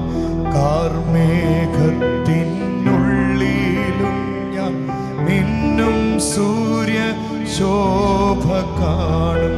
പരപരമേശ പരമരുളീശ നീയത്രേയൻ രക്ഷാസ്ഥാനം. കാർമേഘത്തിനുള്ളിലും ഞാൻ മിന്നും സൂര്യ ശോഭ കാണും. കാർമേഘത്തിനുള്ളിലും ഞാൻ മിന്നും സൂര്യ ശോഭ കാണും. കാർമേഘത്തിനുള്ളിലും മിന്നും സൂര്യ ശോഭ കാണും. കാർമേഘത്തിനുള്ളിലും ഞാൻ മിന്നും നമ്മൾ കാണുന്ന മുഴുവൻ കാർമേഘങ്ങളാണ്. ഇത് നമ്മൾ കാണുന്ന മുഴുവൻ ശരിയല്ലാത്ത മിന്നും സൂര്യ ശോഭ കാണും. കാർമേഘത്തിനുള്ളിലും മിന്നും സൂര്യ ശോഭ കാണും.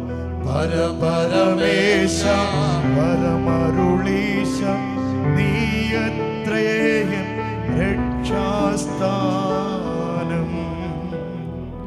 പരപരമേശ പരമരുളീശ നീയത്രേയൻ രക്ഷാസ്ഥാനം. ഞാൻ ആഗ്രഹിക്കുന്നവരൊന്ന് പ്രാർത്ഥിച്ച് ഈ ഒരു വിഷയം മാത്രം പറഞ്ഞ് പ്രാർത്ഥിച്ച് കരങ്ങൾ ഉയർത്തി ദൈവത്തോട് അവരുടെ ചിലരുടെ പേരുകൾ പറഞ്ഞൊന്ന് പ്രാർത്ഥിച്ച് ഞങ്ങളത് കാണും കർത്താവേ. ദർശനത്തിനൊരവധി വെച്ചിരിക്കുന്നു, ദർശനത്തിനൊരവധി വെച്ചിരിക്കുന്നു. അത് സമാപ്തിയിലേക്ക് ബന്ധപ്പെടുന്നു. അത് വരും നിശ്ചയം. നീയോ അതിനായിട്ട് കാത്തിരിക്കുക കർത്താവേ. വിളക്ക് കെട്ടുപോകുന്ന കർത്താവേ, കാരണം ആർക്കും വിളക്ക് കത്തിക്കാൻ വലിയ താല്പര്യമില്ല. എല്ലാവരും ആഗ്രഹിക്കുന്നത് ഒരു പരിധി വരെ ഇരുട്ടാണ്. ഇരുട്ടിനും പ്രവൃത്തികളുമായിട്ട് ബന്ധമുണ്ടല്ലോ. എന്നാൽ ലോകം മുഴുവൻ ഇരുളുന്ന സമയത്ത് കുറെ കൈത്തിരികൾ കത്തിക്കുവാൻ കർത്താവെ, എല്ലാം ഇരുട്ടിലേക്ക് പോകുമ്പോഴും കുറച്ച് കൈത്തിരികളെ തരണേ കർത്താവെ. ഞങ്ങളിന്ന് കാണുന്നത് ശുഭകരമല്ലാത്ത കാഴ്ചകളാ.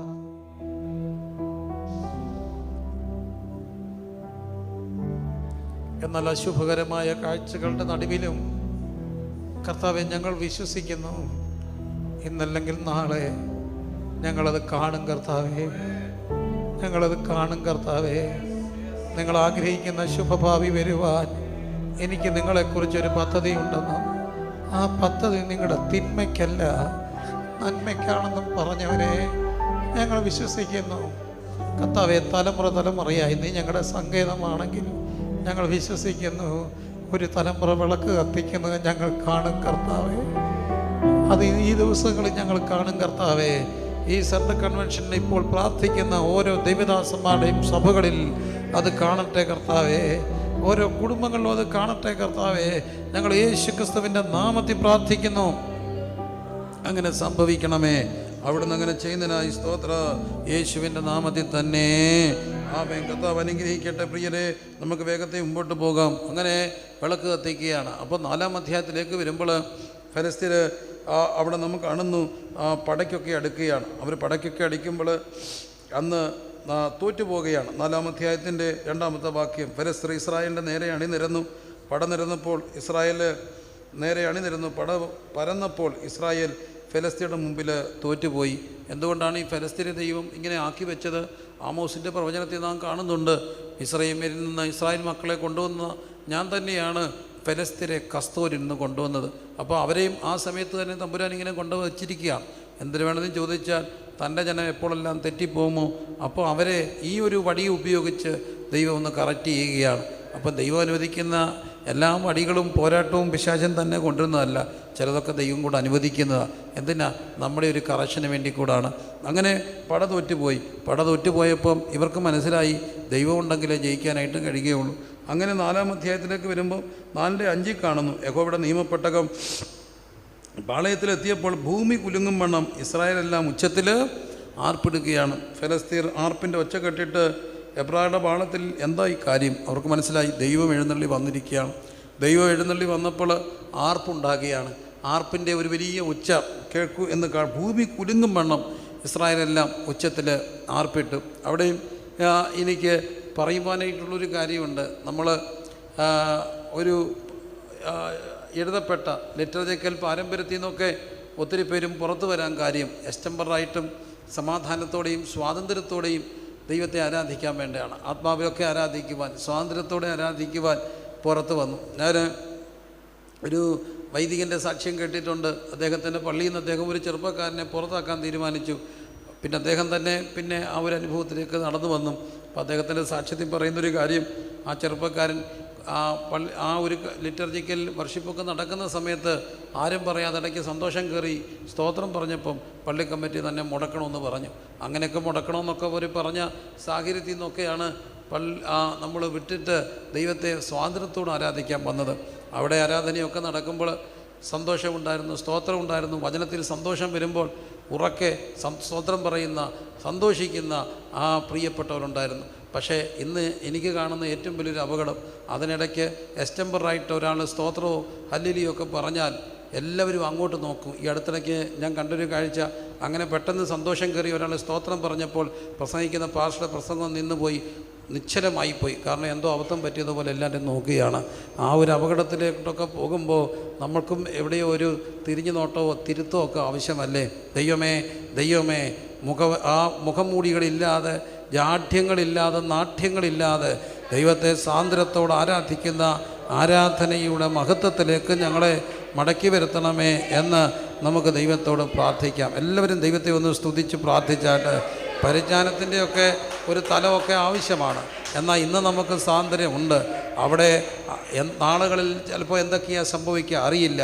എങ്കിലും ലഭിക്കപ്പെട്ട സ്വാതന്ത്ര്യത്തിൽ മതിമറന്ന് ദൈവത്തെ ആരാധിക്കുവാനായിട്ട് എത്ര ഉച്ചത്തിൽ ആർപ്പിടുകയാണ്. അഭിമാനത്തോടെയും ഏറെ സന്തോഷത്തോടെയും പറയട്ടെ, ഞാൻ ഈ അടുത്തിടയ്ക്കൊക്കെ പറഞ്ഞൊരു കാര്യമുണ്ട്. നമുക്ക് ഇപ്പോൾ പാസ്റ്റർമാരൊക്കെ പ്രസംഗിക്കുമ്പോൾ പറയുന്നൊരു വാക്കുണ്ട്, നിങ്ങൾ ആരാധിക്കണം. എന്നിട്ട് കൂട്ടത്തിൽ പറയും പോരാ, ഉച്ചത്തിൽ ആരാധിക്കുക. പാട്ടൊക്കെ പാടുന്ന വർഷിപ്പ് ലീഡേഴ്സൊക്കെ ചെയ്യുമ്പോൾ പോരായല്ലോ, ഇത് പോരായല്ലോ, ഉച്ചത്തിൽ കരങ്ങളെ ഉയർത്തി ഇത് പോരാ എന്നൊക്കെ പറഞ്ഞപ്പോൾ എന്നോടൊരു കർത്തദാസൻ പതുക്കെ ചെവി ചോദിച്ചു, എന്തോന്ന് പോരാന്നാണ് ഇവർ ഈ പറയുന്നതെന്ന് ചോദിച്ചു. സൗണ്ട് പോരാന്നാണോ, ഓർഗം പോരാന്നാണോ, പാട്ട് പോരാന്നാണോ, എന്തോന്ന് പോരാഞ്ഞാൽ? സത്യത്തിൽ അവരെ ഒന്ന് ആരാധിപ്പിക്കാൻ നോക്കുകയാണ്. എന്നാൽ ഞങ്ങൾ അഭിഷേകം പ്രാപിച്ച സമയത്ത് വളരെ കുഞ്ഞാണ്. അന്ന് പോരാന്നല്ലായിരുന്നു പറയുന്നത്. തമ്പേറിൻ്റെ കൊട്ട് നിർത്തും. കാരണം കൊട്ട് നിർത്തി കുറച്ച് കഴിയുമ്പം കയ്യടി നിർത്തും, പിന്നെയും കയ്യടിക്കും. കയ്യടി തുറന്നുകൊണ്ടിരിക്കുമ്പം കയ്യടി നിർത്താൻ വേണ്ടി തമ്പേറിൽ ഒരു മുട്ടും. ഫസ്റ്റ് വാണിംഗ് നിർത്തണം. അത് കഴിഞ്ഞ് സെക്കൻഡ് വാണിംഗ് വരും. തേർഡ് വാണിംഗ് കഴിയുമ്പം കർശനമായി. ഇപ്പോൾ ഓർമ്മ മരിച്ചുപോയ കൗമ്പറയാർ സിസി മാസാർ എന്ന് പറഞ്ഞ പാസ്റ്റർ അനൗൺസ് ചെയ്യുന്നു, പ്രിൻസിനെ റോഗത്തിൽ നിന്ന് ഇറക്കി വിടാൻ. കാരണം ഞങ്ങളുടെ പിള്ളേരെല്ലാം അപ്പുറത്തെ മുറി കൊണ്ടിരുത്തി, വളരെ ചെറുപ്പമാണ്, എന്നാലേ പ്രസംഗിക്കാൻ ഒക്കത്തുള്ളൂ. ഇന്നിങ്ങനെ ആരാധിപ്പിക്കാൻ പാടുപെടുമ്പോൾ അന്ന് ആരാധന നിർത്തിക്കാൻ കുറേ പാടുപെട്ട പാരമ്പര്യത്തിലൊക്കെയാണ് നമ്മൾ വളർന്നത്. ദൈവത്തെ അതൊക്കെയാണ് പ്രിയരെ മഹത്വത്തിൻ്റെ ശക്തി. ഇന്ന് എല്ലായിടത്തും ഞാനുൾപ്പെടെ പരിജ്ഞാനത്തിൻ്റെയും വിവേകത്തിൻ്റെയും അതിപ്രസരത്തിലേക്ക് വരുമ്പോൾ ദൈവമേ ആ നാളുകളെ ഞങ്ങൾക്ക് മടക്കിത്തരണമേ എന്ന് എത്ര പേർ ദൈവത്തോട് പ്രാർത്ഥിക്കും. അല്പസമയം ദൈവത്തെ എല്ലാവരെയും സ്തുതിച്ചാട്ടം. അർക്കാറിബന ഹതന റിഗന ശകന മാധ്യമങ്ങളിൽ കൂടെ കാണുന്നവരെ നിങ്ങളും സാന്നിധ്യത്തിലാണ് ഇരിക്കുക. ഉദഗന ശംദന റിഖല ഭക്ഷണ എല്ലാവരും ദൈവത്തെ സ്തുതിച്ചാട്ടം. അഥന റിഗന ശബന ഹതന വലിയ ആർപ്പിൻ്റെ ശബ്ദം കേൾക്കുകയാണ്. ആരാധന ശകന റിഗല രഗന രംധന രംധന രഗന രംധന ഉടമന ബലബര എല്ലാവരും സ്തുതിച്ചാട്ട് എസ്റ്റംബറായിട്ട് ദൈവത്തെ ആരാധിക്കുന്ന ആർപ്പോടു നിന്നെ ഘോഷിക്കും ഈ സിയോൻ യാത്രയിൽ മുൻപോട്ടു തന്നെ ഓടുന്നു എൻ വിരുദിനായി ലഭിക്കും നിശ്ചയം എൻ വിരുദനിക്കു ശത്രുക്കളാരുമേ കൊണ്ടുപോകയില്ല. പ്രാപിക്കും വന്നു ഞാൻ രാജൻ കയ്യിൽ നിന്നും ദൂതന്മാരുടെ മധ്യത്തിൽ പ്രാപിക്കും വന്നു ഞാൻ രാജൻ കയ്യിൽ നിന്നും. മാധ്യമങ്ങളിൽ കാണുന്നവരെ ഞങ്ങളും ദൈവത്തെ അത്യുച്ചത്തിൽ സ്തുതിച്ചാർപ്പിട്ടാണ്. കുഞ്ഞാട്ടിൻ്റെ രക്തത്താൽ ഞാൻ ശുദ്ധനായി തൻ ചങ്കിലെ ശുദ്ധരക്തത്താൽ ഞാൻ ജയം പാൻ. കുഞ്ഞാട്ടിൻ തീർന്നായി തീർന്നു തൻ ചങ്കിലെ ശുദ്ധരക്തത്താൽ ഞാൻ ഇടും. ആമേൻ. മഹത്വം രക്ഷക സ്തുതി നീനക്കെന്നും ചേറ്റിൽ നിന്നെന്നെ നീ വീണ്ടെടുത്തതിനാൽ സ്തുതിക്കും നിന്നെ ഞാൻ ആയുസ്സിൻ നാളെല്ലാം നന്ദിയോടാടി വണങ്ങും. ആമേൻ. സ്തുതിക്കും നിന്നെ ഞാൻ ആയുസ്സിൻ നാളെല്ലാം നന്ദിയോടാടി വണങ്ങും. ആർപ്പോടു നിന്നെ ഘോഷിക്കും ഈ സിയോൻ യാത്രയിൽ. ആർപ്പോടു നിന്നെ ഘോഷിക്കും ഈ സിയോൻ യാത്രയിൽ മുൻപോട്ടു തന്നെ ഓടുന്നു എൻ വിരുദിനായി. ആർപ്പോടു നിന്നെ ഘോഷിക്കും ഈ സിയോൻ യാത്രയിൽ മുൻപോട്ടു തന്നെ ഓടുന്നു എൻ വിരുദിനായി. ആമേൻ. ലഭിക്കും നിശ്ചയം എൻ വിരുദനിക്കു ശത്രുക്കളാരുമേ കൊണ്ടുപോകയില്ല. പ്രാപിക്കും അന്നു ഞാൻ രാജൻ കയ്യിൽ നിന്നും ദൂതന്മാരുടെ മധ്യത്തിൽ. പ്രാപിക്കും അന്നു ഞാൻ രാജൻ കയ്യിൽ നിന്നും ദൂതന്മാരുടെ ആർപ്പോടു നിന്നെ ഘോഷിക്കും ഈ സിയോൻ യാത്രയിൽ മുൻപോട്ടു തന്നെ ഓടുന്നു എൻ വിരുദി. ആർപ്പോട് നിന്നെ ഘോഷിക്കും ഈ സിയോൻ യാത്രയിൽ മുൻപോട്ടു തന്നെ ഓടുന്നു എൻ വിരുദിനായി. ആമേൻ. ലഭിക്കും നിശ്ചയം എൻ വിരുദനിക്കു ശത്രുക്കളാരുമേ കൊണ്ടുപോകയില്ല. പ്രാപിക്കും അന്നു ഞാൻ രാജൻ കയ്യിൽ നിന്നും ദൂതന്മാരുടെ മധ്യത്തിൽ. ആമേൻ. പ്രാപിക്കും അന്നു ഞാൻ രാജൻ കയ്യിൽ നിന്നും ദൂതന്മാരുടെ മധ്യത്തിൽ. എൻ ഭാഗ്യകാലം ഓർക്കുമ്പോൾ എന്നുള്ളം തുള്ളുന്നു. ഈ ലോകസുഖം തള്ളി ഞാൻ ആ ഭാഗ്യം കണ്ടപ്പോ നിത്യമാം രാജ്യത്തിൽ അന്നു ഞാൻ പാടി രാജബോധം കണ്ടോ എന്നും ഞാൻ ഘോഷിക്കും. രക്തത്തിൽ പല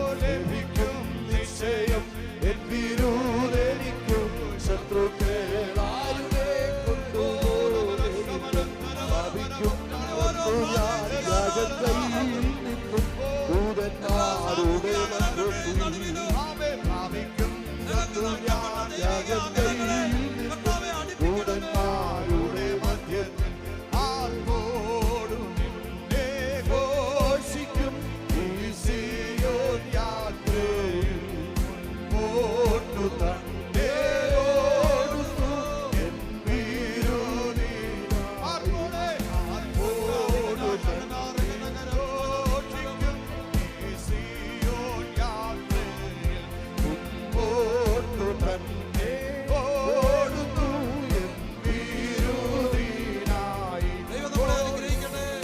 നിശ്ചയം എൻ വീരനിക്കു ശത്രുക്കളാരുമേ കൊണ്ടുപോകുകയില്ല പ്രാപിക്കുന്നു ഞാൻ രാജകൈയിൽ ദൂതന്മാരുടെ മധ്യത്തിൽ പ്രാപിക്കുന്നു ഞാൻ രാജകൈയിൽ ദൂതന്മാരുടെ മധ്യത്തിൽ പ്രാപിക്കുന്നു ഞാൻ രാജകൈയിൽ ദൂതന്മാരുടെ മധ്യത്തിൽ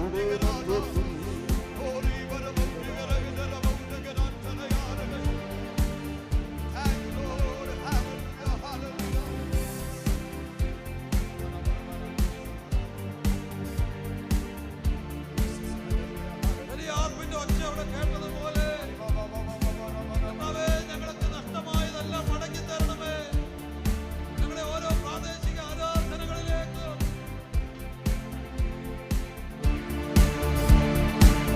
അതിപറന്ന് ദൈവത്തെ ആരാധിക്കുക. യാന്ത്രികതകളില്ലാതെ, നാട്യങ്ങളില്ലാതെ, ജാടകളില്ലാതെ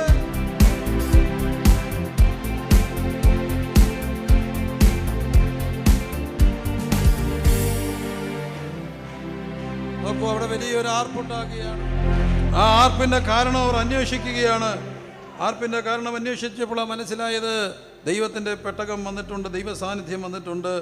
എന്നാൽ ആ യുദ്ധത്തിൽ ദൈവ സാന്നിധ്യം അറ്റുപോകുകയാണ്. ദൈവ സാന്നിധ്യം അറ്റുപോയപ്പോൾ ആ വസ്തുത ഒഫ്നിയും ഫിനെഹാസും ആ യുദ്ധത്തിൽ പട്ടുപോകുന്നു. അത് അറിയിക്കാൻ വേണ്ടി ഓടി അവിടെ എത്തുമ്പോൾ നാം കാണുന്നൊരു കാര്യമുണ്ട്. അവിടെ 18-ാമത്തെ വാക്യത്തിൽ ഏലി പുരോഹിതൻ അവിടെ ഇരിക്കുകയാണ്.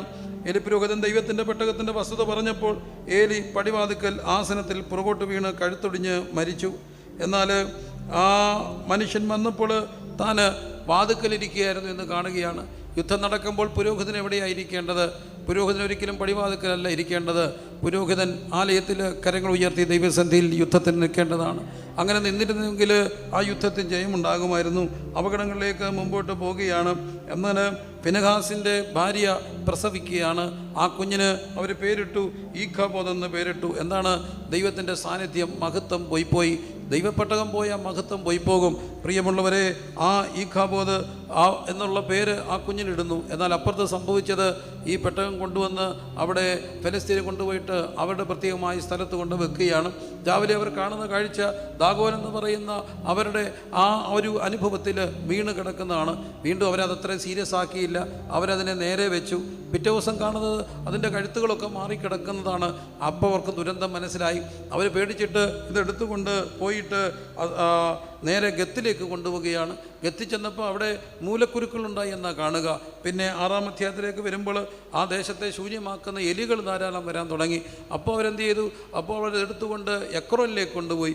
എക്രോനിലേക്ക് കൊണ്ടുപോയപ്പോൾ അവിടെ സംഭവിച്ചത് അവിടെ മരണകരമായ ഒരു പരിഭ്രമം ഉണ്ടായി. കാരണം ശരിയല്ലാത്ത ഒരു കാര്യം അവിടെ വന്നപ്പോൾ പരിഭ്രമം ഉണ്ടായി. ആ ഒരു വല്ലാത്ത പേടി ബാധിച്ചു. ആ പേടിയെല്ലാം കൂടെ വന്നപ്പോൾ ഇവർക്ക് മനസ്സിലായി ഇത് ഇരിക്കുന്നത് ദൈവത്തിൻ്റെ പെട്ടകം ഇരിക്കുന്നത് കൊണ്ടാണ്.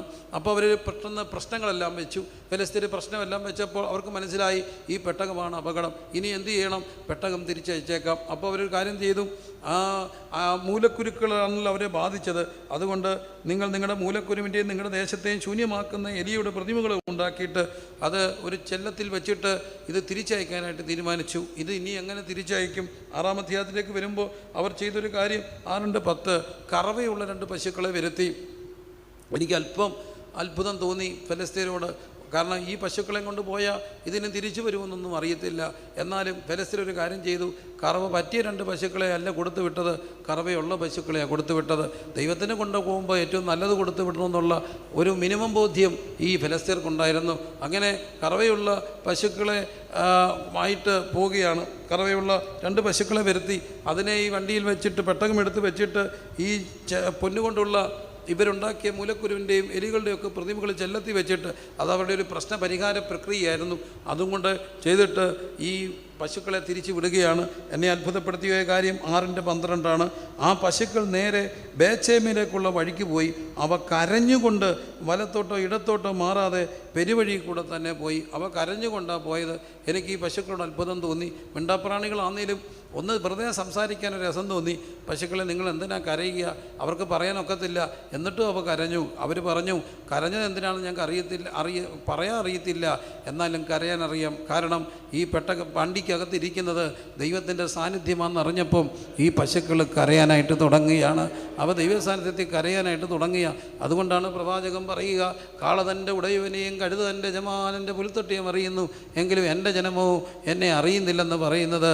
പ്രിയമുള്ളവരെ, മൃഗജാലങ്ങൾ ഉറങ്ങുന്ന സമയം അവരും മൃഗജാലങ്ങൾ ഉണർന്ന് കരയുമ്പോൾ നമ്മൾ പലപ്പോഴും സാന്നിധ്യത്തിൽ കരയാനായിട്ട് കഴിയുന്നില്ല.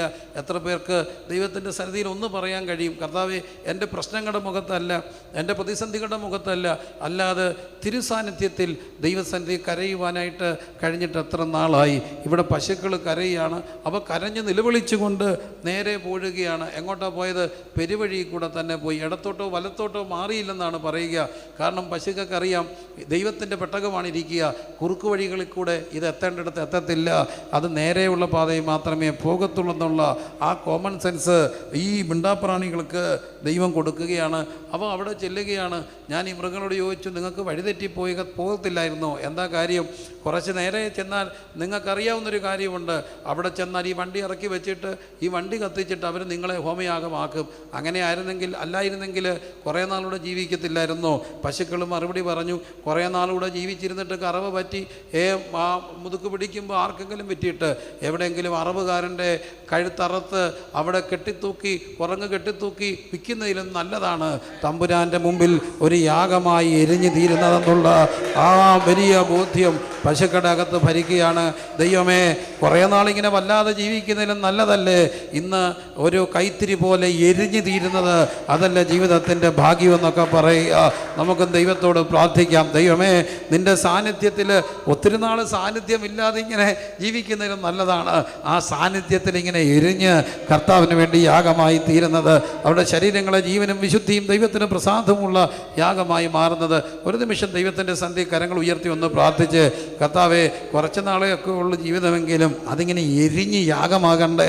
ആ മൃഗങ്ങൾ അതുകൊണ്ട് അവർ മരണത്തിലേക്ക് സ്വയം ചെല്ലുകയാണ്. അതുകൊണ്ടൊക്കെയാണ് സഭ ഇന്ന് പ്രതിസന്ധികളുണ്ടായാലും പ്രശ്നങ്ങളുണ്ടായാലും സഭ മുമ്പോട്ട് പോകും. എന്താ കാര്യം?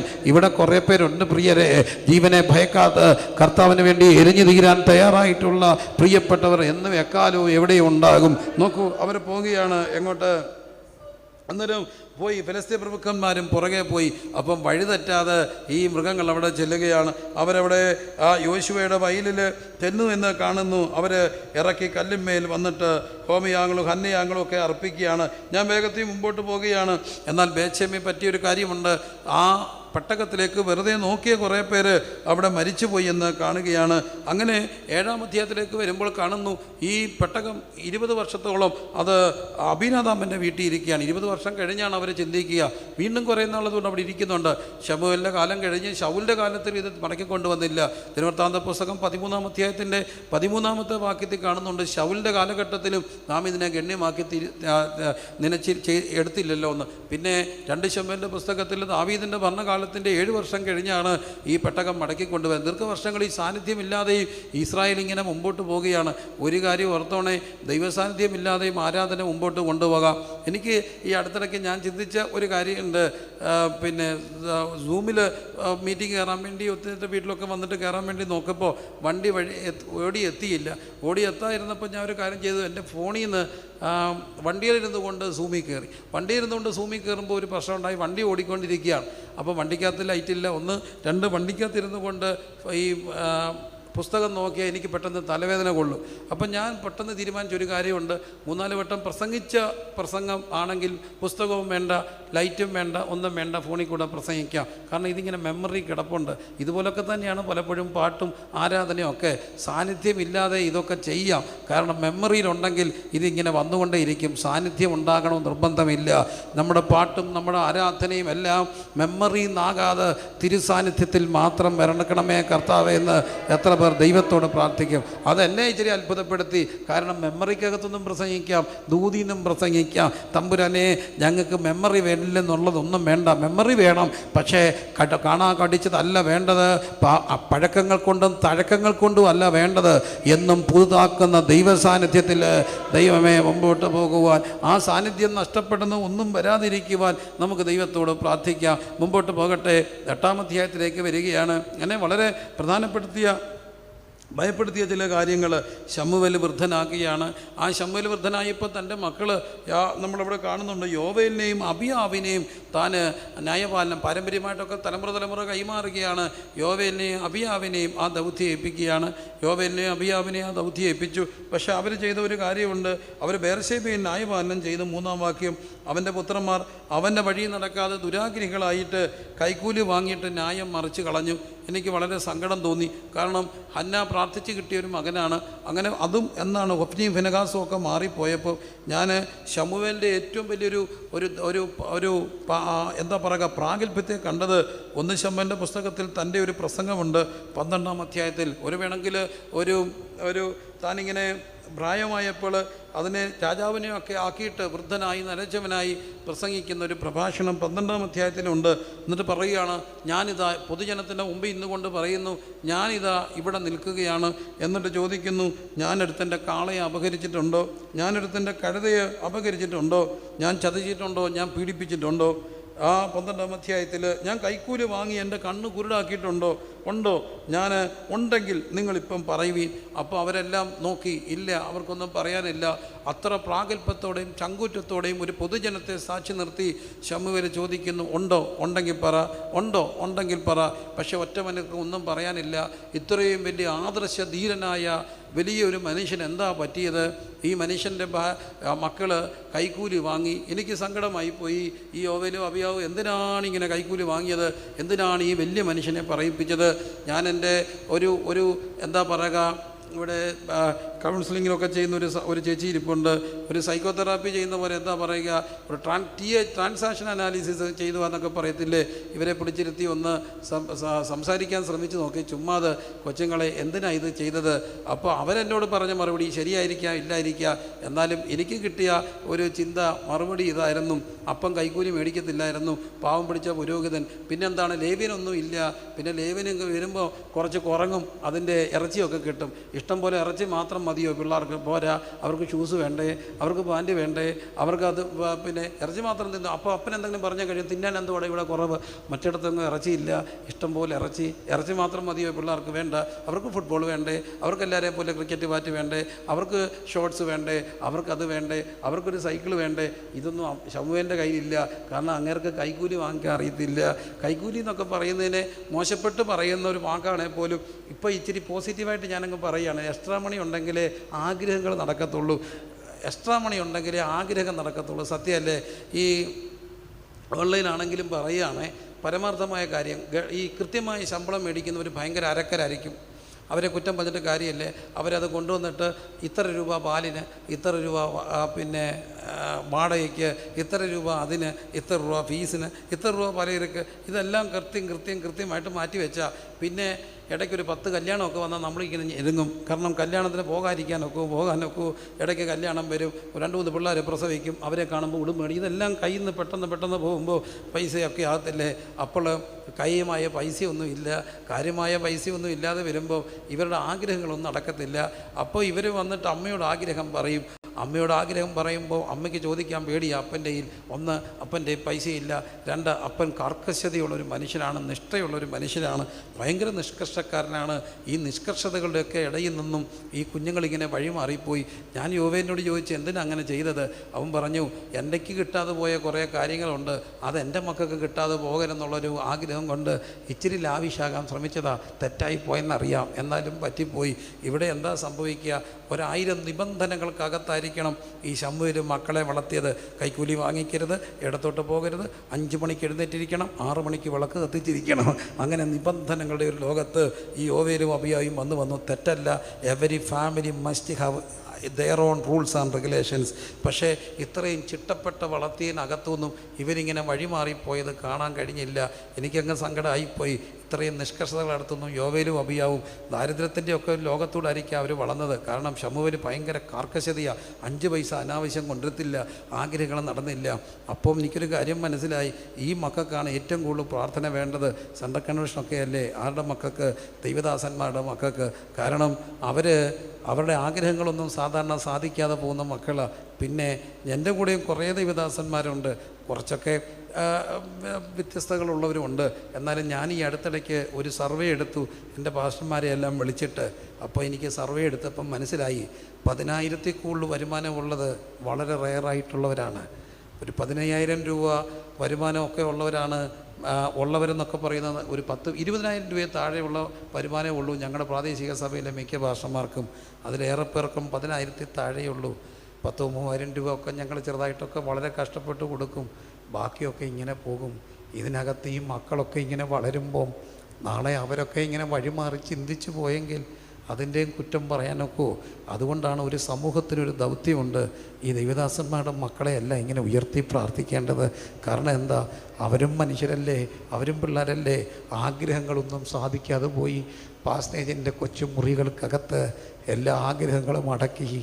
കാരണം ഈ വിളിയൊന്നും അവർക്കുണ്ടാകണമെന്ന് നിർബന്ധമില്ല. അപ്പൻ്റെ വിളികൾ ഒരിക്കലും മക്കൾക്കുണ്ടാകത്തില്ല. നാളുകളിൽ അതൊക്കെ ഉണ്ടാകുക. എനിക്ക് ഈ വിളിയൊന്നും ഇല്ലായിരുന്നു പ്രിയരെ, എനിക്കിത് വേണ്ടായിരുന്നു. സത്യത്തിൽ പരമാർത്ഥമായിട്ട് പറയാം. ഇന്നലെ രാത്രി ഞാൻ ലാസർ ബി മാത്യു പാസ്റ്ററെ വിളിച്ച് ചോദിച്ചു, അച്ഛൻ എങ്ങനെ സുവിശേഷ വിലക്ക് ഇറങ്ങിയത്? അപ്പോൾ അച്ഛൻ എന്നോടൊരു സത്യം പറഞ്ഞു, മോനെ നീ ആരോടും പറയരുത്, അച്ഛൻ കേൾക്കുന്നുണ്ടായിരിക്കുക, എന്നാലും പറയാം എല്ലാവരോടും. ഭയങ്കര പട്ടിണിയായിരുന്നു. അപ്പോൾ അമ്മ വിളിച്ച് പറഞ്ഞു, സ്വർഗത്തിൽ പോയാൽ പാലും തേനും കിട്ടുമെന്ന്. സ്വർഗത്തിൽ പോയാൽ പാലും തേനും കിട്ടും. അതിനെന്തോ ചെയ്യണം? സുവിശേഷ വില ചെയ്താലേ പാലും തേനും കിട്ടത്തുള്ളൂ സ്വർഗത്തിൽ പോയെന്ന്. അങ്ങനെ സുവിശേഷ വില ഇഷ്ടപ്പെട്ടു പോയതാണ്. കാരണം മേളിൽ ചെന്നാൽ പാലും തേനും കിട്ടുമല്ലോ, അത് കിട്ടുന്നൊരു സ്വർഗം ഉണ്ടെന്ന് ഓർത്തപ്പോൾ പട്ടിണിയില്ലാത്തൊരു സ്ഥലം സ്വപ്നം കണ്ടുകൊണ്ട് സ്വർഗത്തിൽ പോകാമെന്ന് ആഗ്രഹിച്ചതാണെന്ന് പച്ചയ്ക്കൊക്കെ പറയുമ്പോൾ ഒരു കാലഘട്ടത്തിൻ്റെ യാഥാർത്ഥ്യമാണ്. പക്ഷേ ഇന്നും ഇതൊക്കെ സത്യമാണ്. ഇതിൻ്റെ അകത്തും ഇവരെ ഓർത്ത് പ്രാർത്ഥിക്കുവാൻ സഭയ്ക്ക് വലിയൊരു ഉത്തരവാദിത്വമുണ്ട്. എല്ലാവരും ഇങ്ങനെ പറയും, അവരൊക്കെ ഇങ്ങനെ മാറിപ്പോൾ പൊതുവെ ഒരു ചൊല്ലുണ്ട്, ഉപദേശിമാരുടെ പിള്ളേരും അച്ഛന്മാരുടെ പിള്ളേരും ഒന്നും ശല്യമാകത്തില്ലെന്ന്. പക്ഷേ എൻ്റെ വേദോസത്തിലൊരു വാക്യമുണ്ട്, പഴഞ്ചൊല്ലിനെ നിർത്തലാക്കാൻ കഴിയുന്ന ഒരു ദൈവമുണ്ട്. പഴഞ്ചൊല്ലിനെ നിർത്തലാക്കാൻ കഴിയുന്ന ഒരു ദൈവമുണ്ട്. ഒരു നിമിഷം ഈ സെൻട്രൽ കൺവെൻഷൻ്റെ ഈ രാത്രിയിൽ ഞാൻ നിങ്ങൾക്കൊരു ഭാരം തരികയാണ്. ഈ മക്കളെയൊക്കെ ഓർത്ത് പ്രാർത്ഥിക്കണേ, ഈ മക്കളെയൊക്കെ ഓർത്ത് പ്രാർത്ഥിക്കണേ. ഏത് മക്കളെ? പാസ്റ്റർമാരുടെ മക്കളെ ഓർത്ത് പ്രത്യേകമായിട്ട് പ്രാർത്ഥിക്കാൻ സഭയ്ക്കൊരു ഉത്തരവാദിത്വമുണ്ട്. കാരണം അവരിതിൻ്റെ എല്ലാ ഞെരുക്കങ്ങളും ഒക്കെ അനുഭവിച്ച് വളരുമ്പോൾ, എല്ലാ ദുരിതങ്ങളും അനുഭവിച്ച് വളരുമ്പോൾ എവിടെയൊക്കെയോ ഒന്ന് വഴിമാറിപ്പോകാതിരിക്കാൻ ദൈവമേ നമ്മുടെ പ്രത്യേക ഒരു പ്രാർത്ഥന ആവശ്യമുണ്ട്. അതുകൊണ്ട് എല്ലാ കർത്തദാസന്മാരുടെ കുഞ്ഞുങ്ങളെ ഓർത്ത് ദൈവദാസ സഭ ഒരുമിച്ചൊന്ന് പ്രാർത്ഥിച്ചാട്ട്. നമ്മുടെ അറിവിലുള്ള ഇപ്പോൾ ഈ സെൻറ്ററിലുള്ള എല്ലാ ദൈവമക്കളും ഞാൻ വിശ്വസിക്കുന്നു ഭൂരിപക്ഷം പേരും ഓൺലൈനിൽ കാണും. അങ്ങനെ കർശനമായ നിർദ്ദേശങ്ങളൊക്കെ ഉള്ളതുകൊണ്ട് അവർ പലരും കാണും. എങ്കിലും ഞാൻ നിങ്ങളോട് പറയുകയാണ്, നിങ്ങളുടെ പ്രാദേശിക സഭയുടെ ദൈവദാസനെയും അവരുടെ മക്കളെയും ഈ നിമിഷം ഒന്ന് ഉയർത്തി പ്രാർത്ഥിച്ചാട്ട്. അവർ മാതൃകയുള്ളവരാകണമെന്ന് മാത്രമല്ല, ദൈവമേ അവരുടെ നടക്കാതെ പോകുന്ന ആഗ്രഹങ്ങളുണ്ട്, അവരുടെ ഹൃദയത്തിൻ്റെ നൊമ്പരങ്ങളുണ്ട്. അതുകൊണ്ട് നാളെ അവരൊന്ന് വഴിമാറിപ്പോയാൽ അത് വലിയ കുറ്റമായിട്ടൊക്കെ മാറും. പക്ഷേ അതിനകത്തും ഇവരെ ഇങ്ങനെ ചേർത്ത് പിടിക്കുന്ന ദൈവത്തിൻ്റെ സ്നേഹം കൊണ്ട് സഭയ്ക്കൊരു വലിയ ഉത്തരവാദിത്വമുണ്ട്. അവരെ ഒന്ന് ചേർത്ത് പിടിക്കുവാൻ എല്ലാ കരങ്ങളും ഉയർത്തി ഒന്ന് പ്രാർത്ഥിച്ചേ.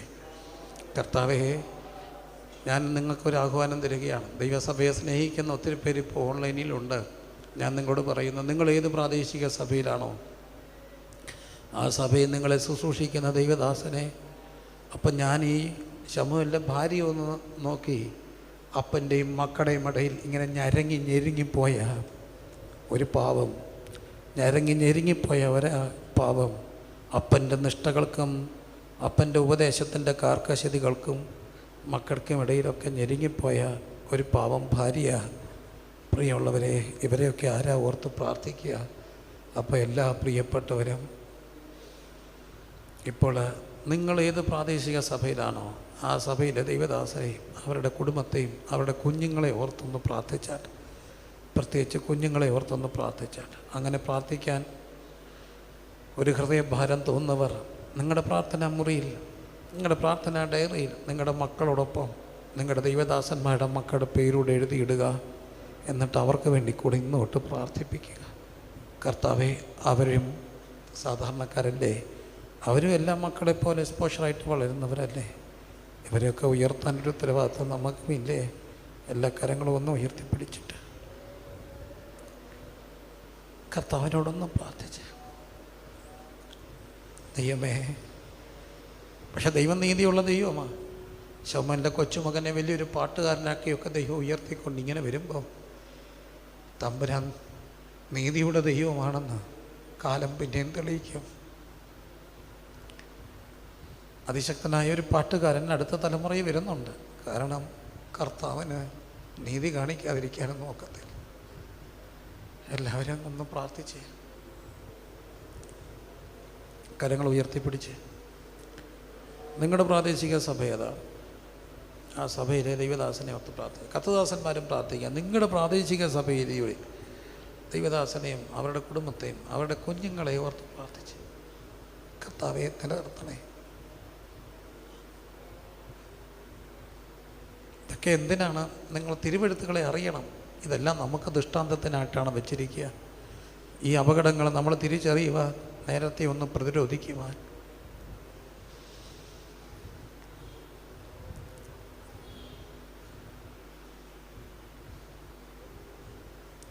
സഭ ഒരുമിച്ചൊന്ന് എഴുന്നേറ്റ് നിന്നിട്ട്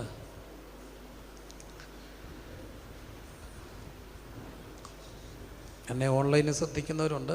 ഞാൻ നിങ്ങളോട് താഴ്മയായിട്ട് പറയുന്നു, വിമർശനങ്ങളൊക്കെ അവിടെ നിൽക്കട്ടെ. പാസ്റ്ററും പിള്ളേരും ശരിയല്ലെന്ന് പറയാൻ വരട്ടെ.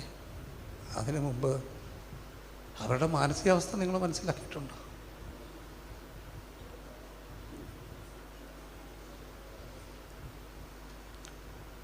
നിങ്ങൾ അവരെ ഓർത്ത് സീരിയസ് ആയിട്ട് പ്രാർത്ഥിക്കാറുണ്ട്?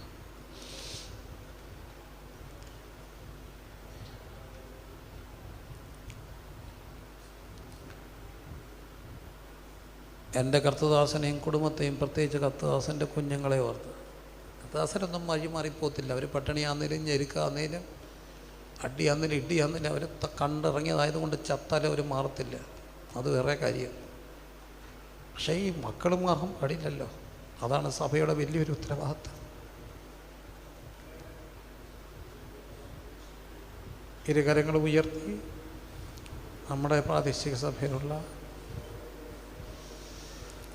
ഈ മക്കളെ എല്ലാം ഒന്ന് ഉയർത്തി പ്രാർത്ഥിക്കുക. യോവേലും അഭിയാവും നമ്മോട് പറയുന്നു, ഞങ്ങളിങ്ങനെയൊക്കെ ആയിപ്പോയെങ്കിലും ഞങ്ങൾക്ക് നിങ്ങളോട് പറയാനൊരു കാര്യമുണ്ട്. ഞങ്ങളെ ഓർത്ത് പ്രാർത്ഥിച്ചോണേ.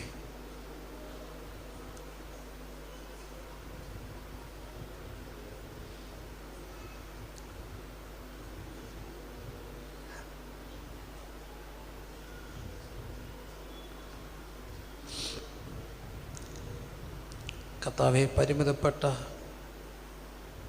സഭാ വരുമാനത്തിനകത്ത്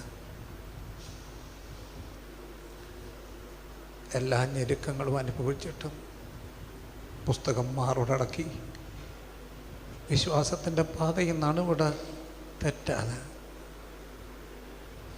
ആദർശം വിട്ടുകളയാതെ, അപ്പനൊക്കെ നിൽക്കുമ്പോഴും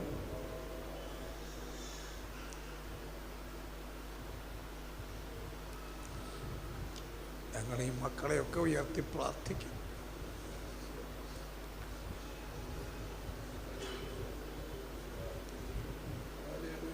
ലോകമെമ്പാടുമുള്ള ദൈവദാസന്മാരെയും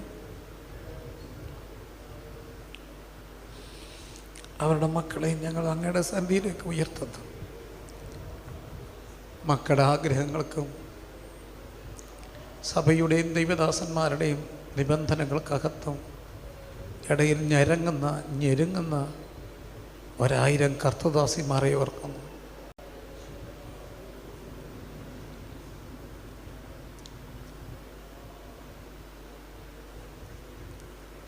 അവരുടെ മാനസിക മുറിവുകളുടെ മേൽ ദൈവത്തിൻ്റെ ഒരു കരുതലിൻ്റെ കരം ഇപ്പം നീട്ടണേ.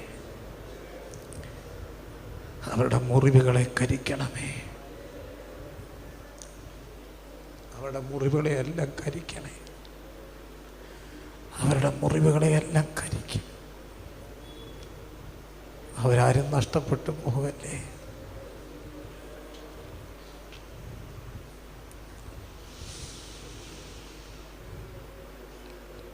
ഞങ്ങൾ പ്രാർത്ഥിച്ച് തൃക്കരങ്ങളിൽ ഏൽപ്പിക്കുന്നു. ഞങ്ങളുടെ ഇടയിൽ നിന്ന് സാന്നിധ്യം പോകല്ലേ. സാന്നിധ്യം മാറിപ്പോകുന്നത് അറിയാതെയും പോകരുതേ.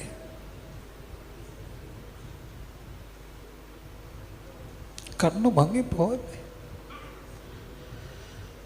വിളക്ക് കത്തിക്കാൻ മക്കളെ എഴുന്നേൽപ്പിക്കണേ.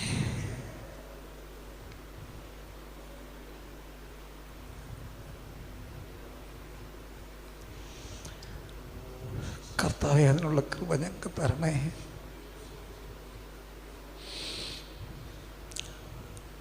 എളിയദാസൻ എല്ലാ കർത്തദാസന്മാരോടും ചേർന്ന് നിന്നുകൊണ്ട്